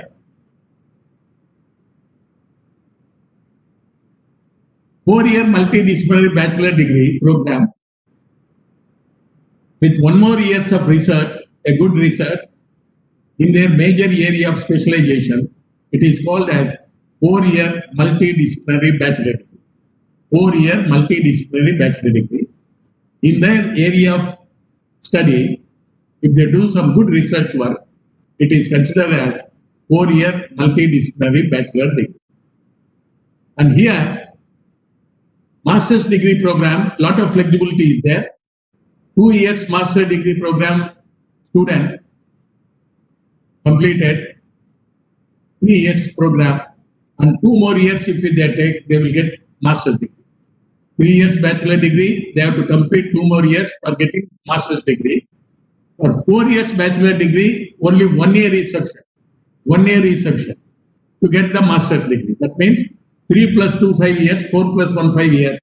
Both are same duration. You will get master's degree. 3 years, 2 years he has to study.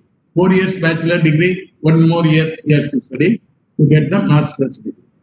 And please see here, this is the existing under NEP. Same existing will be there. 3 and 2, 3 years degree program, 2 years master program, undergraduate program. And another one, 4-year bachelor degree will be there, undergraduate program.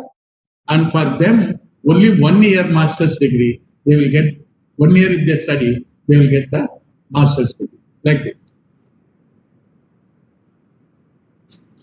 Please see here. Entry. After completing the first year UG program, entry or re-entry. Entry or re-entry. He can re-enter. He can leave, exit. He can exit. If he exits, a certificate will be given. If he exits, a certificate will be given. After 1 or 2, 3 years, he can come and join. Re-entry. That is called re-entry.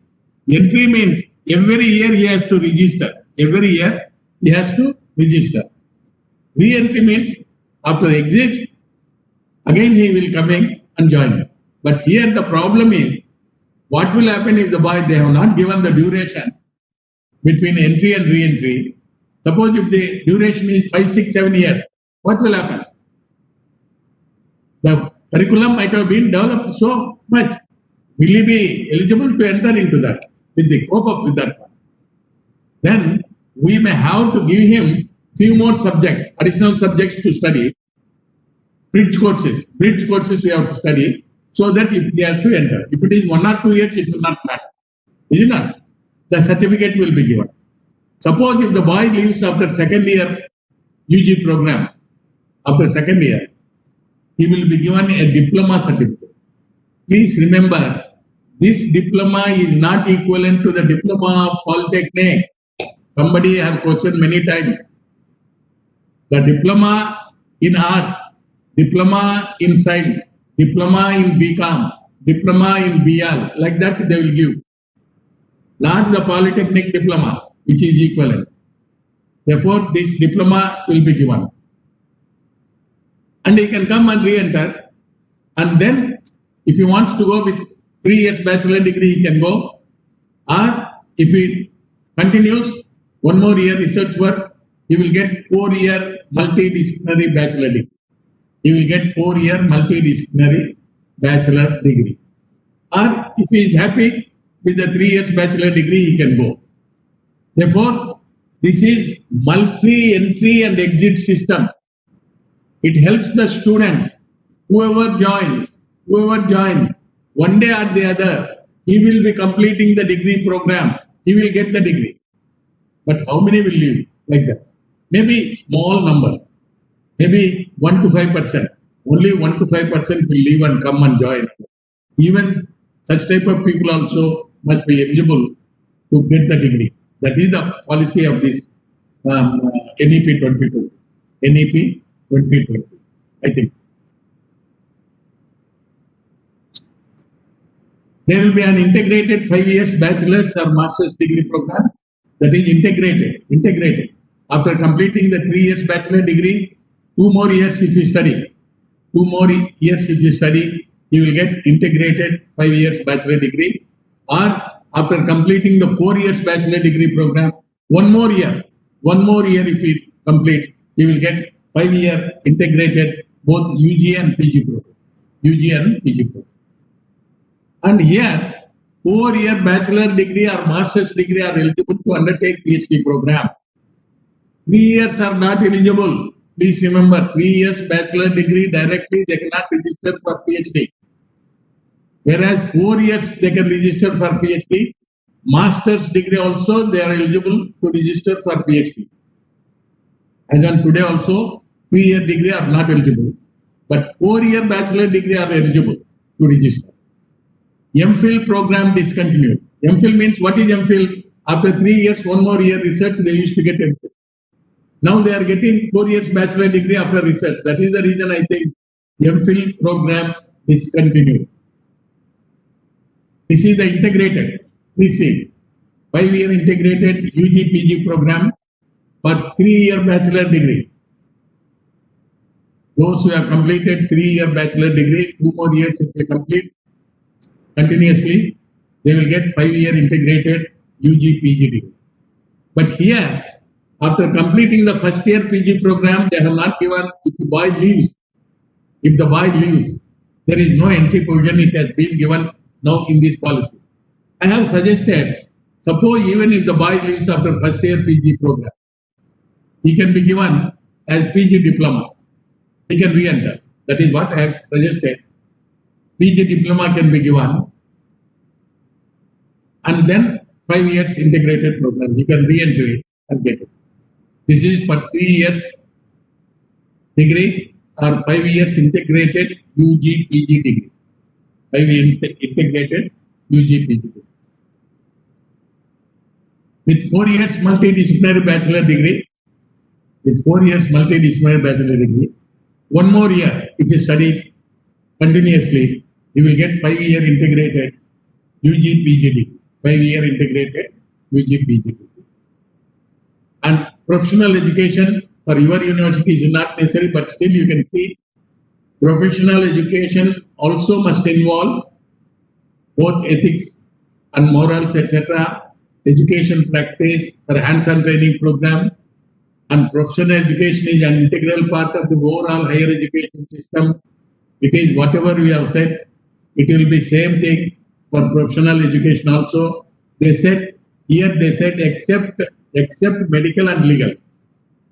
Here they said except medical and legal. I do not know what is the reason why they have left medical and legal. Except all professionals all professionals, whether it is engineering or hotel management or agriculture, whatever it is. That will be same as given in that one.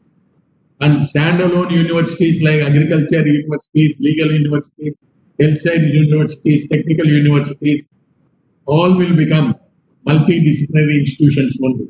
They will become multidisciplinary institutions, and that is about the cultural healthcare.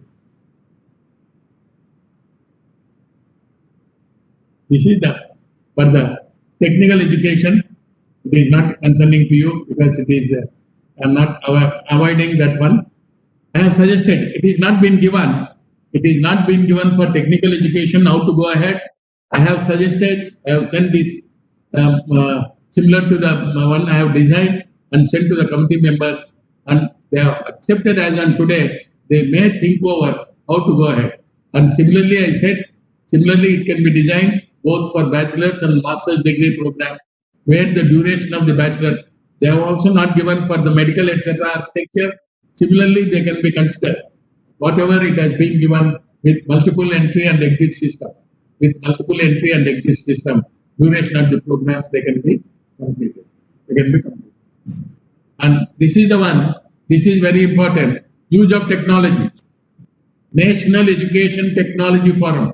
National Education Technology Forum, an autonomous body will be established, which is the platform to exchange ideas on the use of technology. Use of technology in teaching, learning, assessment, planning, and administration. This is very important, please. Please see here.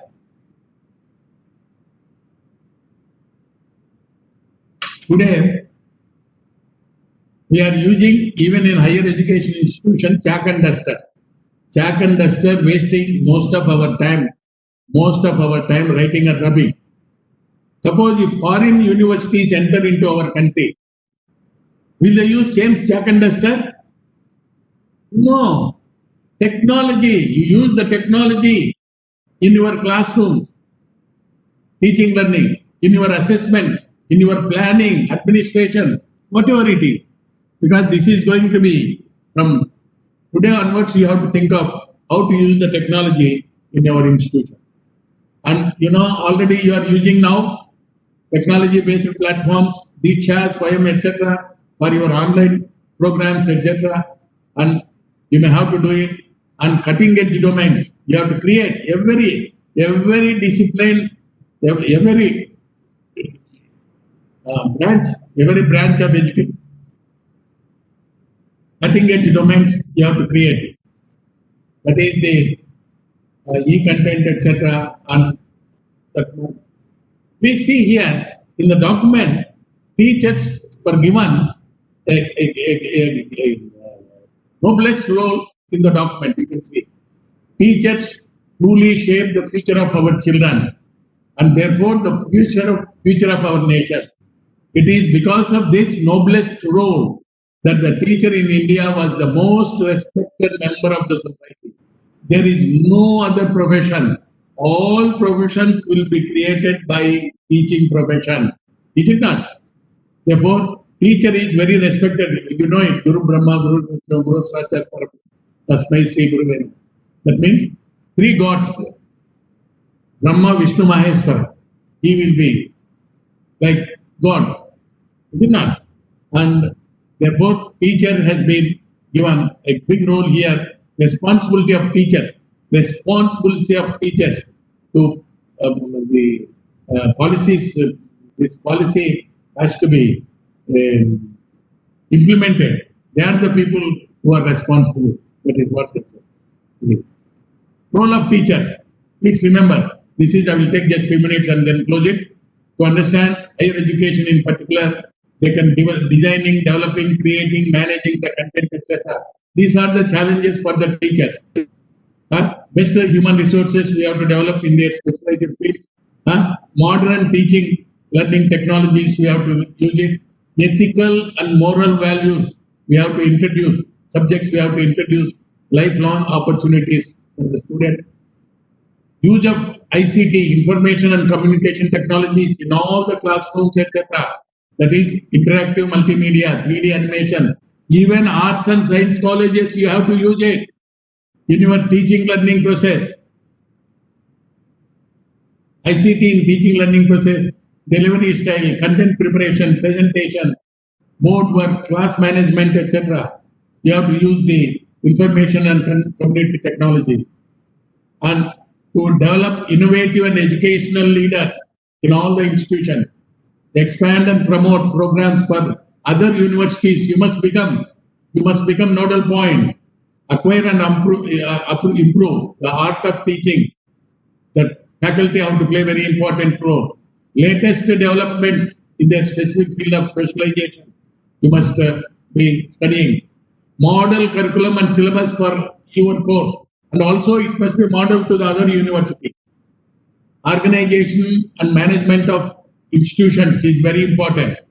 Role of teachers, and nurture the professional capabilities of teaching staff and the leadership programs, etc. And networking of institutions. You have to network with the other institutions. Collaborative role in research, teaching, learning, etc. Strategic alliance and several learning places between the colleges, different centers of excellence, business, industry, service, and government. Strategic alliance you must have it. And induction programs, pre-service induction programs, in-service training programs, not only for teachers, staff, etc. you have to provide. Orientation, organized orientation, refresher, short-term courses, workshops, seminars, etc. you have to do. Centers for training, research, and skill programs. Skill programs, you have to take it up in a big way. And upskilling and reskilling. Upskilling for the professional and reskilling those who want to go to different professions. And world-class learning resource centers you have to establish. Creativity, intellectual property rights, IPR, and patent culture you have to bring into the institution. Criteria graded role of teachers will be assessment of students, criteria-based grading system. And you have to change it to continuous and comprehensive assessment system from the high-stake examinations. And high-quality support centers you have to establish. Professional, academic, and career counseling for students. High-quality teaching, research, and community engagement. And ODLs you can start if you are good. Open and distance learning programs you can start it. Value-based education, internationalization of education. Technology-based education platforms you can use it. An active role and research and disruptive technologies. That is what we have to do it. Online courses, including cutting-edge domains. Please see, this is very important. Academic bank of credits, every institution. You have to recognize with various higher learning institutions where your students can transfer the credit. Those students can transfer the credit to your institution. Role of alumni is very important. You please don't forget alumni. That is, their role is very important. That they are the brand ambassadors of the institution. For the development of the institution, their role is very important. I'm not taking that about that how to take up that one. That is, they play a very important role. What is the direction to higher education system in this work for the next few decades? Next few years, great convergence is all disciplines of higher education. That is what we have seen. Holistic and multidisciplinary education system in every institution, whether it is arts, science, engineering, medical, wherever it is there. Great convergence is going to take place.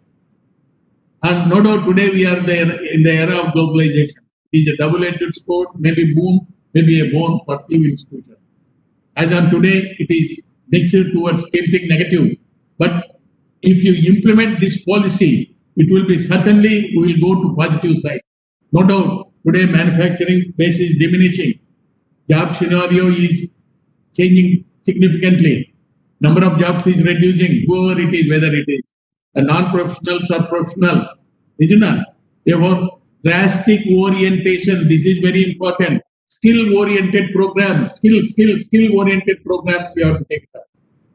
Innovating and skilled knowledge workers you have to create.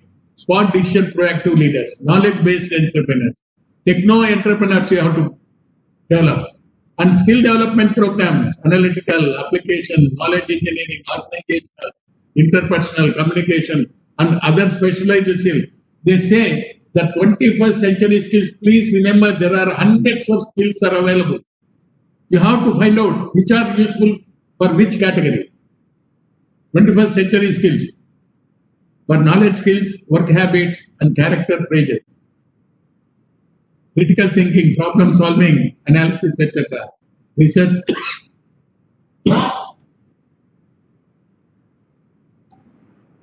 research skills, creativity, self-direction,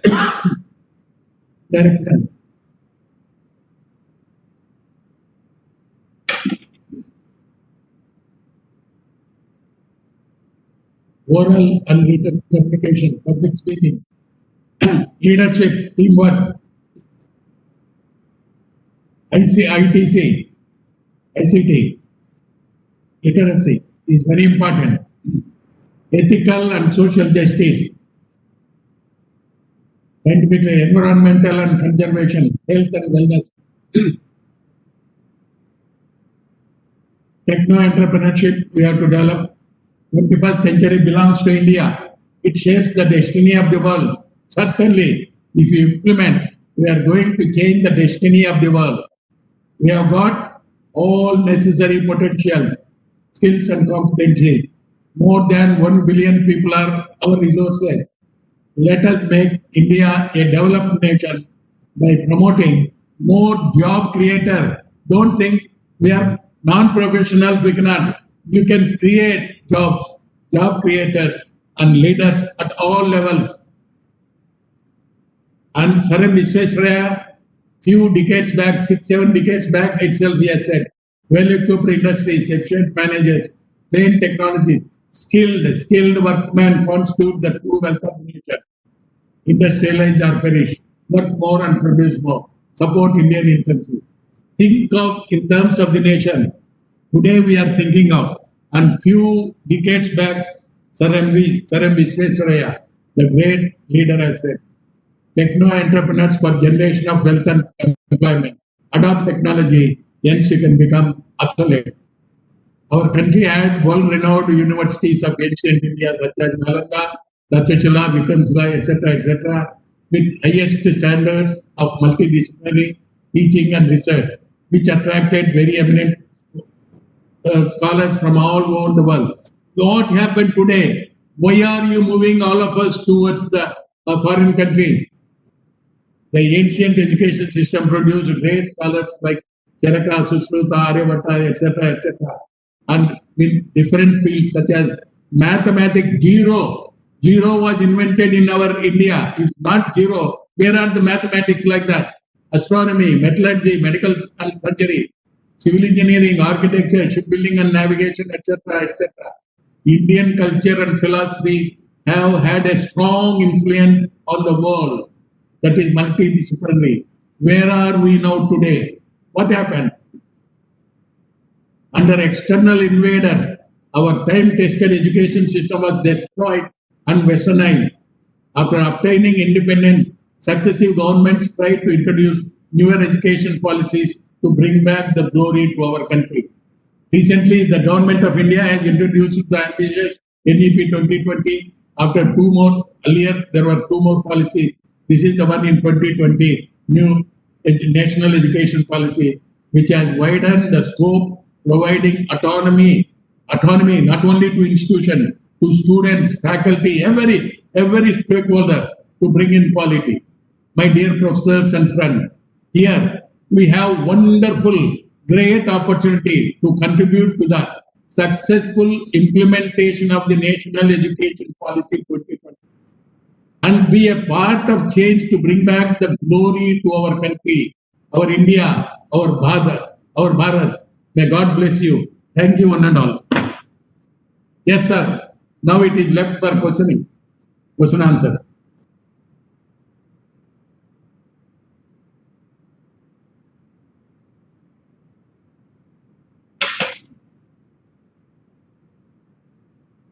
Yes, Professor.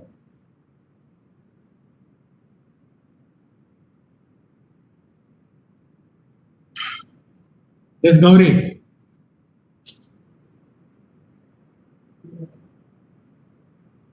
Mute. Yeah.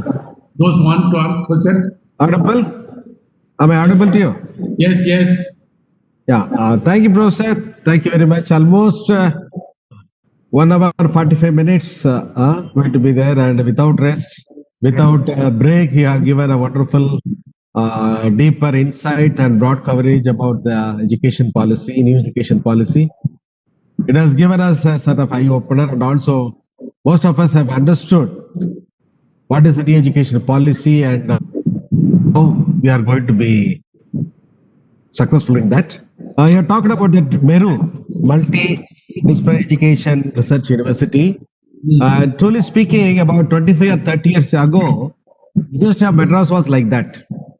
It was called as the mother of universities, and almost all the streams of education were under the Madras University. And from Madras University, many universities were born. Individual universities like medical, technical, and other teaching, language like that. Now I'm happy that with the new education policy soon, Madras University will get its own glory and strengthen. And my question is whether we can start again a medical or engineering or any courses as we did earlier under the umbrella of Madras University. Yes. Yeah, You thank can you. start now today. Once you become one institution, up Yes. 15 years, another 15 years, affiliated institutions will be there under you. Okay. Yes. Yeah. After 15 years, slowly by 2035, all institutions may become multidisciplinary degree granting institutions. Okay. Yes. Now you will become only one institution. You need not wait 15 years. You can You can think start, of today yeah. itself. You Yes, can yes. think of today itself. Yeah. How to introduce other programs like medical, dental, legal, professional, agriculture, whatever it is, you can start. Yes. And Yes. you need not start even university. You can start few programs in your curriculum itself. You can bring it.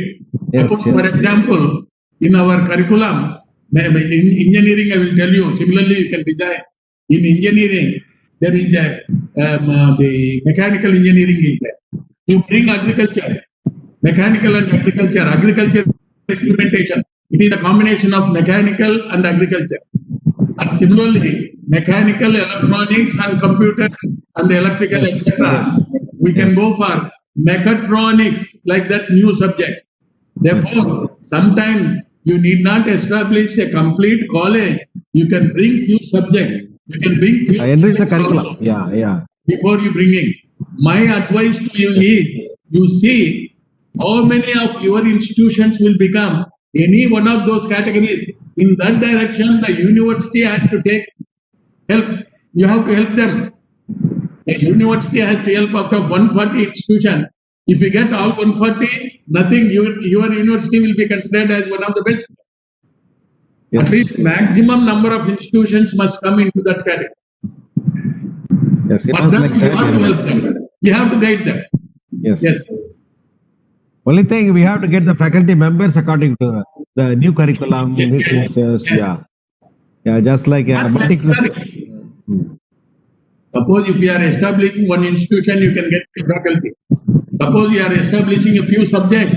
Today, online education is one of the things which is going to be permanent.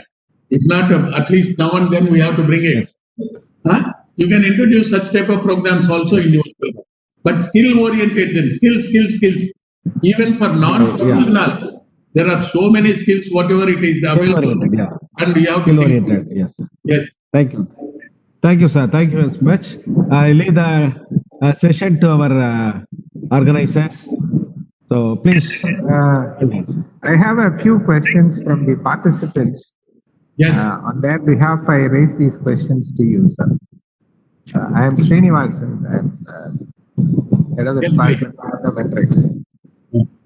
He was our former registrar, also head of the econometrics department. Yes, Prabhu. And Yes, Professor Madras is there. Yeah, please carry on, sir. Sir, Professor R.R. Krishnamurthy of Applied Geology raises a question. New education policy has been introduced in the pre-COVID-19 period, seeing the importance of blended education in the post-pandemic period. How the new education policy will include this important aspect to implement the same in all levels of education system.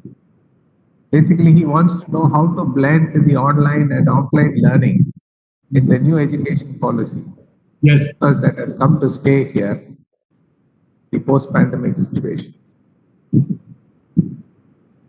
Yes, that is the, from now onwards, I think this pandemic COVID-19 has made us to learn online and offline courses. Yeah. I think this is going to be established. Even in even convocations we have conducted online today. It's not. And our faculty are saying, sir, this may be better. But what about the students? They would like to come and take the degrees, etc. Is it not? At least for some courses, we have to run for practicals, etc. We cannot conduct virtual labs, all those things. We may have to conduct some courses, the laboratories itself. We have to do it. But what I am saying is, few courses which we are conducting, like skill programs or some other programs, multidisciplinary programs which you are introducing, those can be online. Those can be online programs. The next question is, Dr. Even Modi, Professor, excuse me, Professor Srinivasan, Yeah. I want to highlight something. Since I was the Director of Educational Media Research Center, produced number of courses for MOOCs and directive from television. UGC has given a sort of guidelines. 20% of the university syllabus can be made online, and credit transfer can also be possible in that. Thus, Professor Chief Guest Professor Balvidity said, what are the courses relevant and that can be made as a core that can be taught, and other courses can be made online for which there may not be expert available, but the same type of course is considered to be important in that aspect. So the credit transfer and other based on the importance and availability of the curriculum or the subject experts, we can have both online and the regular in a blended. This is what I think. So thank you, sir. Next is Dr. Sridhar of Analytical Chemistry Department. He says the major chunk of research funding today is allotted to IISc, IITs and NITs. The research funding for universities is very minuscule. How does new education policy address this issue? that is what it was there in the earlier peer-reviewed and competitive funding. Peer-reviewed and competitive funding means all funds will go to only IITs and IISc and IIMs, etc. When it came for discussion, draft policy last year, I only raised it in our state. What about the other institutions? There are about 50,000 institutions and 1,000 universities are there.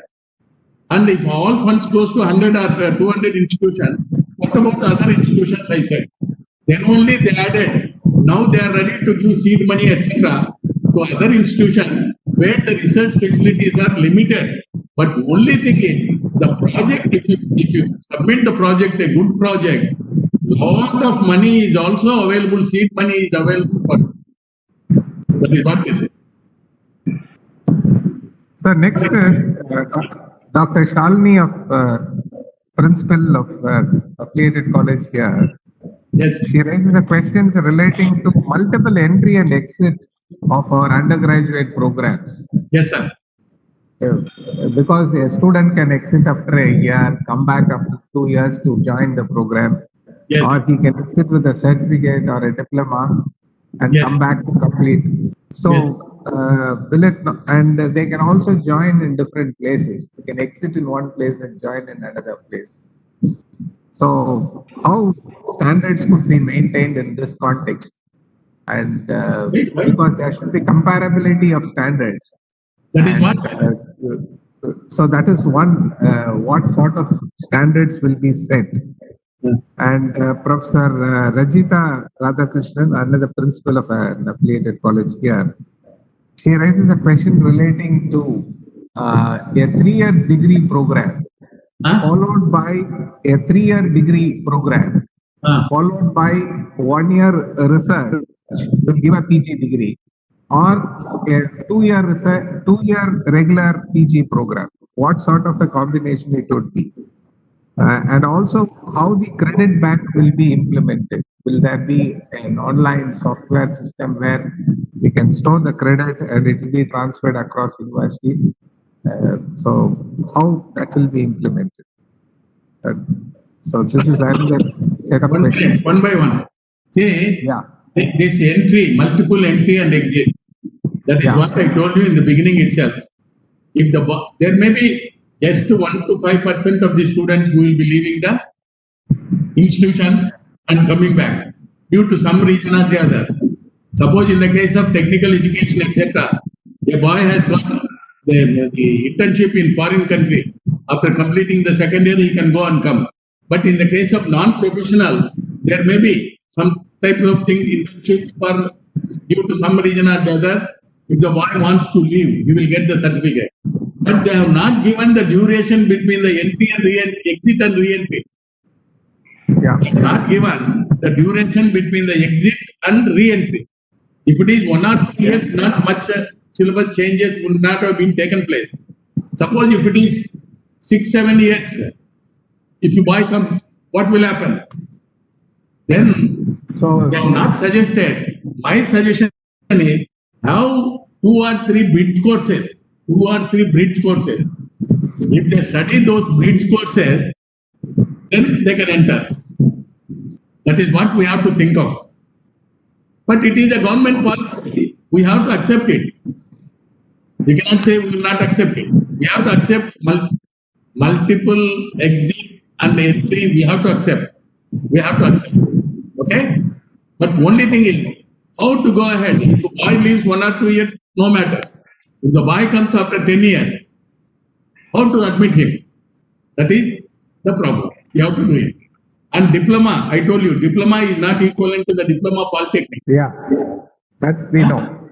Okay? Yeah. And another, after 3 years, 1 more year research work in that specified field, 1 more year of good research work in that specified field will be given 4-year multidisciplinary bachelor degree. 4-year multidisciplinary bachelor. For PG is 3 years plus 2 years. 3 years degree, boy has to study 2 more years. That 4-year multidisciplinary boy has to study 1 more year. Therefore, he will get master's degree.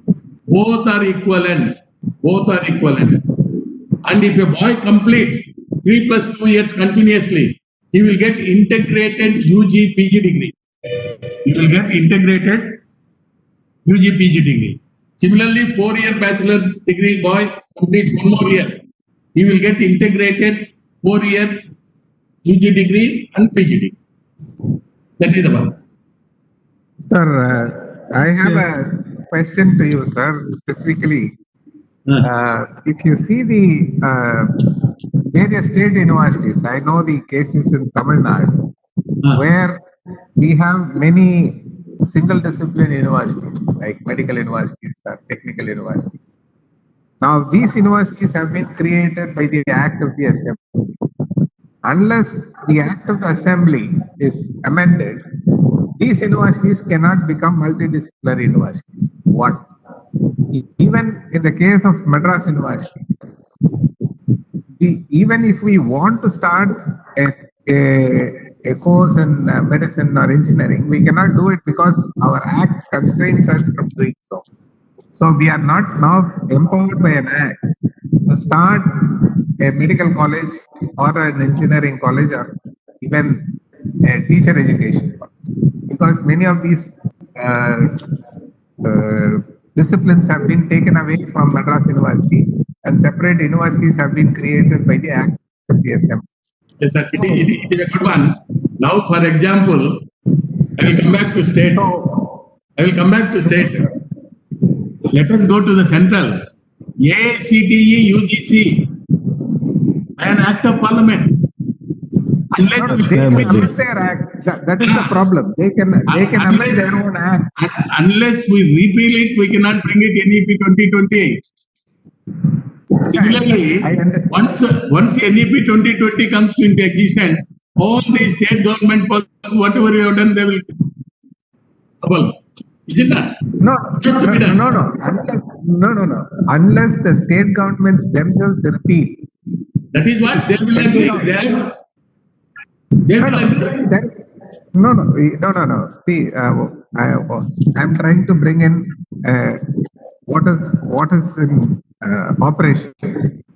See, a policy cannot supersede an act because a policy is the statement of intent, whereas an act is a statement of action. So, a policy which is a statement of intent cannot replace the statement of an act. So unless the state governments agree with this particular policy, the acts will continue. And it is the prerogative of each state assembly to create, because this particular policy has not taken away the power to create university by the state assemblies. I hope you would have read even the Model Act of Higher Education Council of India, where the act doesn't take away the powers of the state assemblies in creating universities. So if that is the case, then state universities can create universities in conflict with the intent of this policy. State universities, sir, state university as constituted. Yes, under this technical university, these are the institutions. Is it not? All those institutions will become independent. State university will become independent after 15 years. No, we are already independent. That is not a question.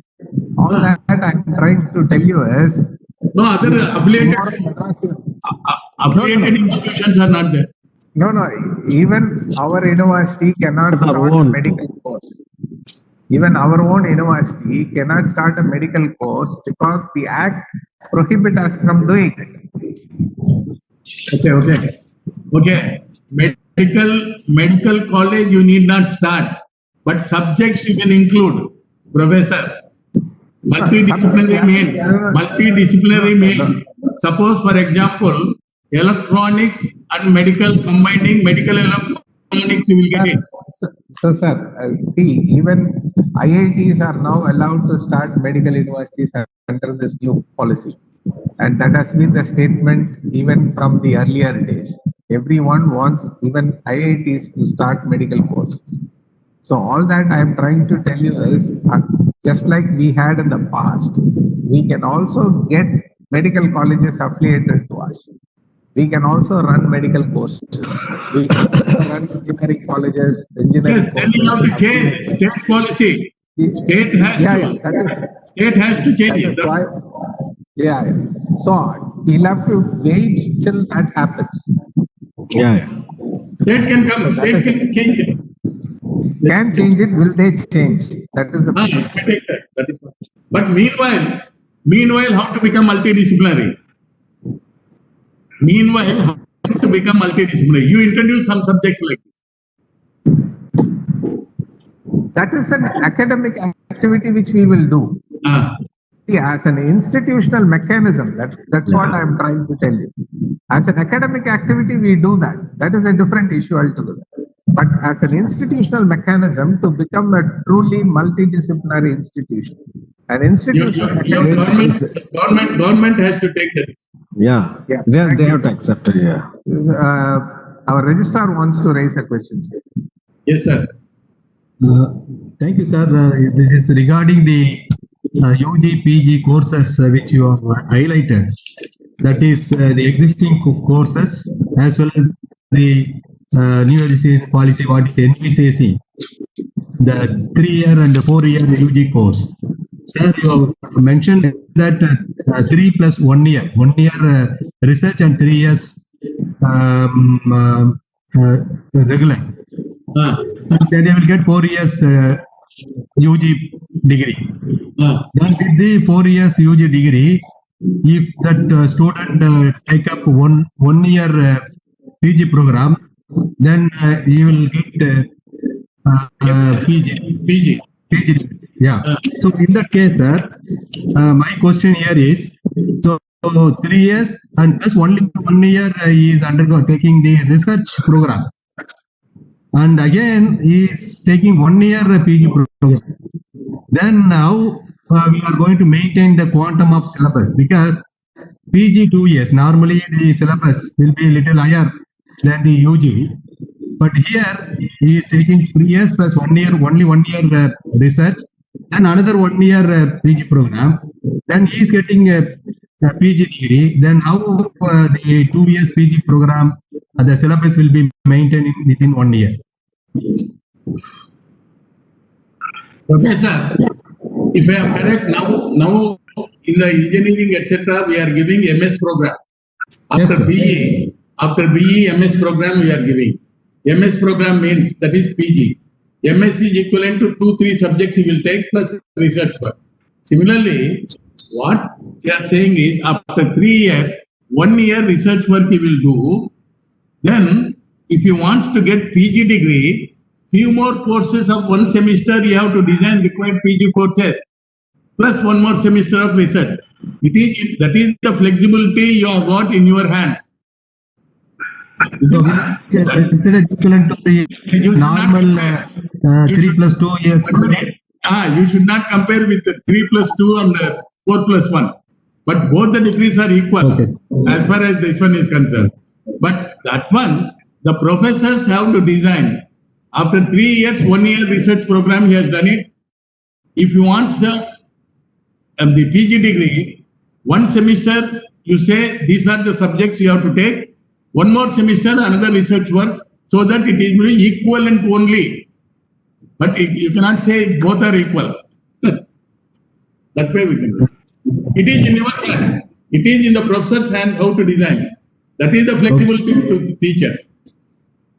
Because now we are having problem of equivalence. For example, the Karnataka and Andhra Pradesh, they are offering 3 major degree, undergraduate degree. For example, chemistry, botany, or zoology. But once in Tamil Nadu, that is not the case. They are offering only 1 major degree, that is botany or zoology or chemistry with allied subject. When they are applying here, sometimes they are not allowed to take up this PG program. This is the issue. Now we are actually case basis. We are evaluating equivalence. Yes, some flexibility must be there, sir. Therefore, I'm asking this question, sir. There should be some clarity. You cannot say no. You tell him we will give. If it is required, you ask him to study 1 more bridge subject. Yes, that is how you have to make. Yeah, now by case we are evaluating and we are giving our conference. Yes. That is okay. Good. Thank you. Thank you. Yes, any more?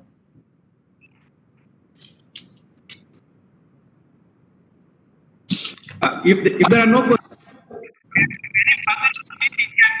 be placed in the chat box, which will be coordinated by our If there are no questions,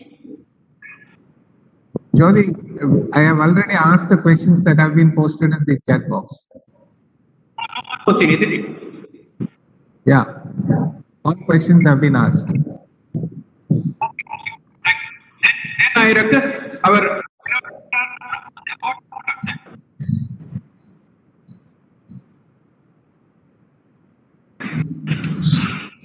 Sir, unmute, sir. Yes. Madhivanan, register. Yeah. Thank you, sir. Good afternoon to each and every one of you. I have great pleasure to propose the vote of thanks, for which I thank profusely our Honorable Vice Chancellor and also the organizer for giving me the opportunity for this duty. First of all, I thank profusely our Honorable Vice Chancellor for introducing the eminent personality today to us. He has mentioned that he is his mentor, and today we witness his the eminence in terms of the knowledge in higher education, especially by way of introducing the new education policy related to the higher education to us. It is very phenomenal. And our Honorable Vice Chancellor also highlighted us about his experience in the higher education in both Indian and foreign institutions, as well as he has highlighted and sounded the autonomy to the university so that we can do the teaching and research activities very effectively. Thank you, sir. Thanks for thought of organizing this program and also introducing the today chief guest, and also delivered the presidential address. And it's my pleasant duty to thank profusely today chief guest, the former Vice Chancellor of the Visvesvaraya Technology University, Karnataka. And he has really given us the various facets of the higher education policy 2020 for the past 1 hour 45 minutes. Very lengthy presentation with full of enthusiasm he has narrated, and really we were highly beneficial in terms of understanding the nuances of higher education policy, especially related to the our university system. And he has also mentioned the fundamental principles of the education, and also the cross enrollment ratio, how it will be enhanced from 3.8 crores to 8 crores in the year 2035. How these educational institutions are going to change in terms of their structure, and what type of organization they are going to have, and what type of the courses to be introduced through this educational system, and what type of the commission or agency council is going to come, and they are going to regulate or monitor or funding our higher education in our country, and what type of accreditation systems going to come, and what type of the autonomy going to be given to the higher education institutions. And all these informations are very, very important for us, sir, and being the faculties in the higher education system, and knowing these informations are really going to helpful for us to really structure ourselves, shape ourselves to face these future challenges. And also, yes, mentioning by giving all this information, finally, the new education policy is really going to take care of shaping the teachers to become most respected members of the society. So that is very, very heartening. Very, very happy to know that. And sir also really highlighted the roles and responsibility of teachers in the future through this higher education policy, how the teachers going to support our future students. And also a little bit he has touched upon the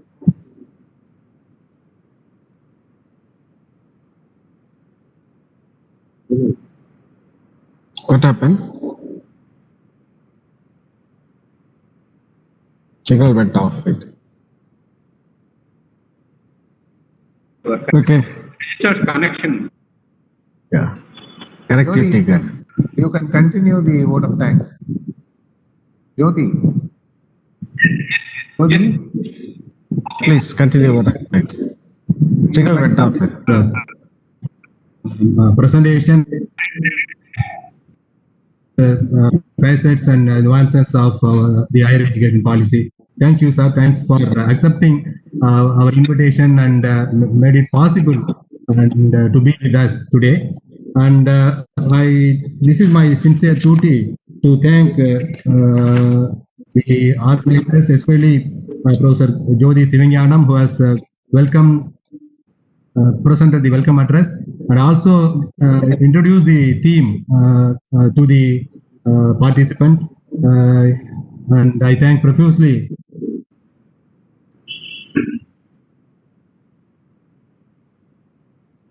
the Department of Econometrics, Professor R. Srinivasan, who has ably moderated the session by asking the questions posed by the participant, and also he has raised the important questions about the Act and policies. Thank you, sir. Thanks for your support, and I thank profusely all our Senate members, syndicate members, academic council members, and also head of the Department of University of Madras and faculty members of the University of Madras. And it's also my pleasant duty to thank all the principals of our affiliated colleges. They joined in mass in this webinar. Everyone participated. I thank them profusely. And I thank all the faculty members of the affiliated colleges. And also, a large number of research scholars and students are joined in this webinar. I thank them once again profusely. Thank you, one and all. Thank you for the opportunity. Thank you. Thank you. Yes, Gauri, thank you. Thank you very much, sir. Thanks Sir, for thank you, coming. sir. Thank you very much. Let us speak, sir. When the normalcy comes, please visit us. We'll invite you, sir. We'll have more interactions, guidance from you. Thank you, sir. Thank you once and all. All the best. Right. Happy New Year. Happy New Year to everybody. I think this year's one of the very good webinars I think we had.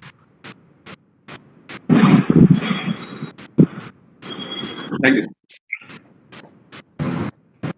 Sir, thank you, sir. Thank you, sir, giving opportunities for the attend the seminar, etc.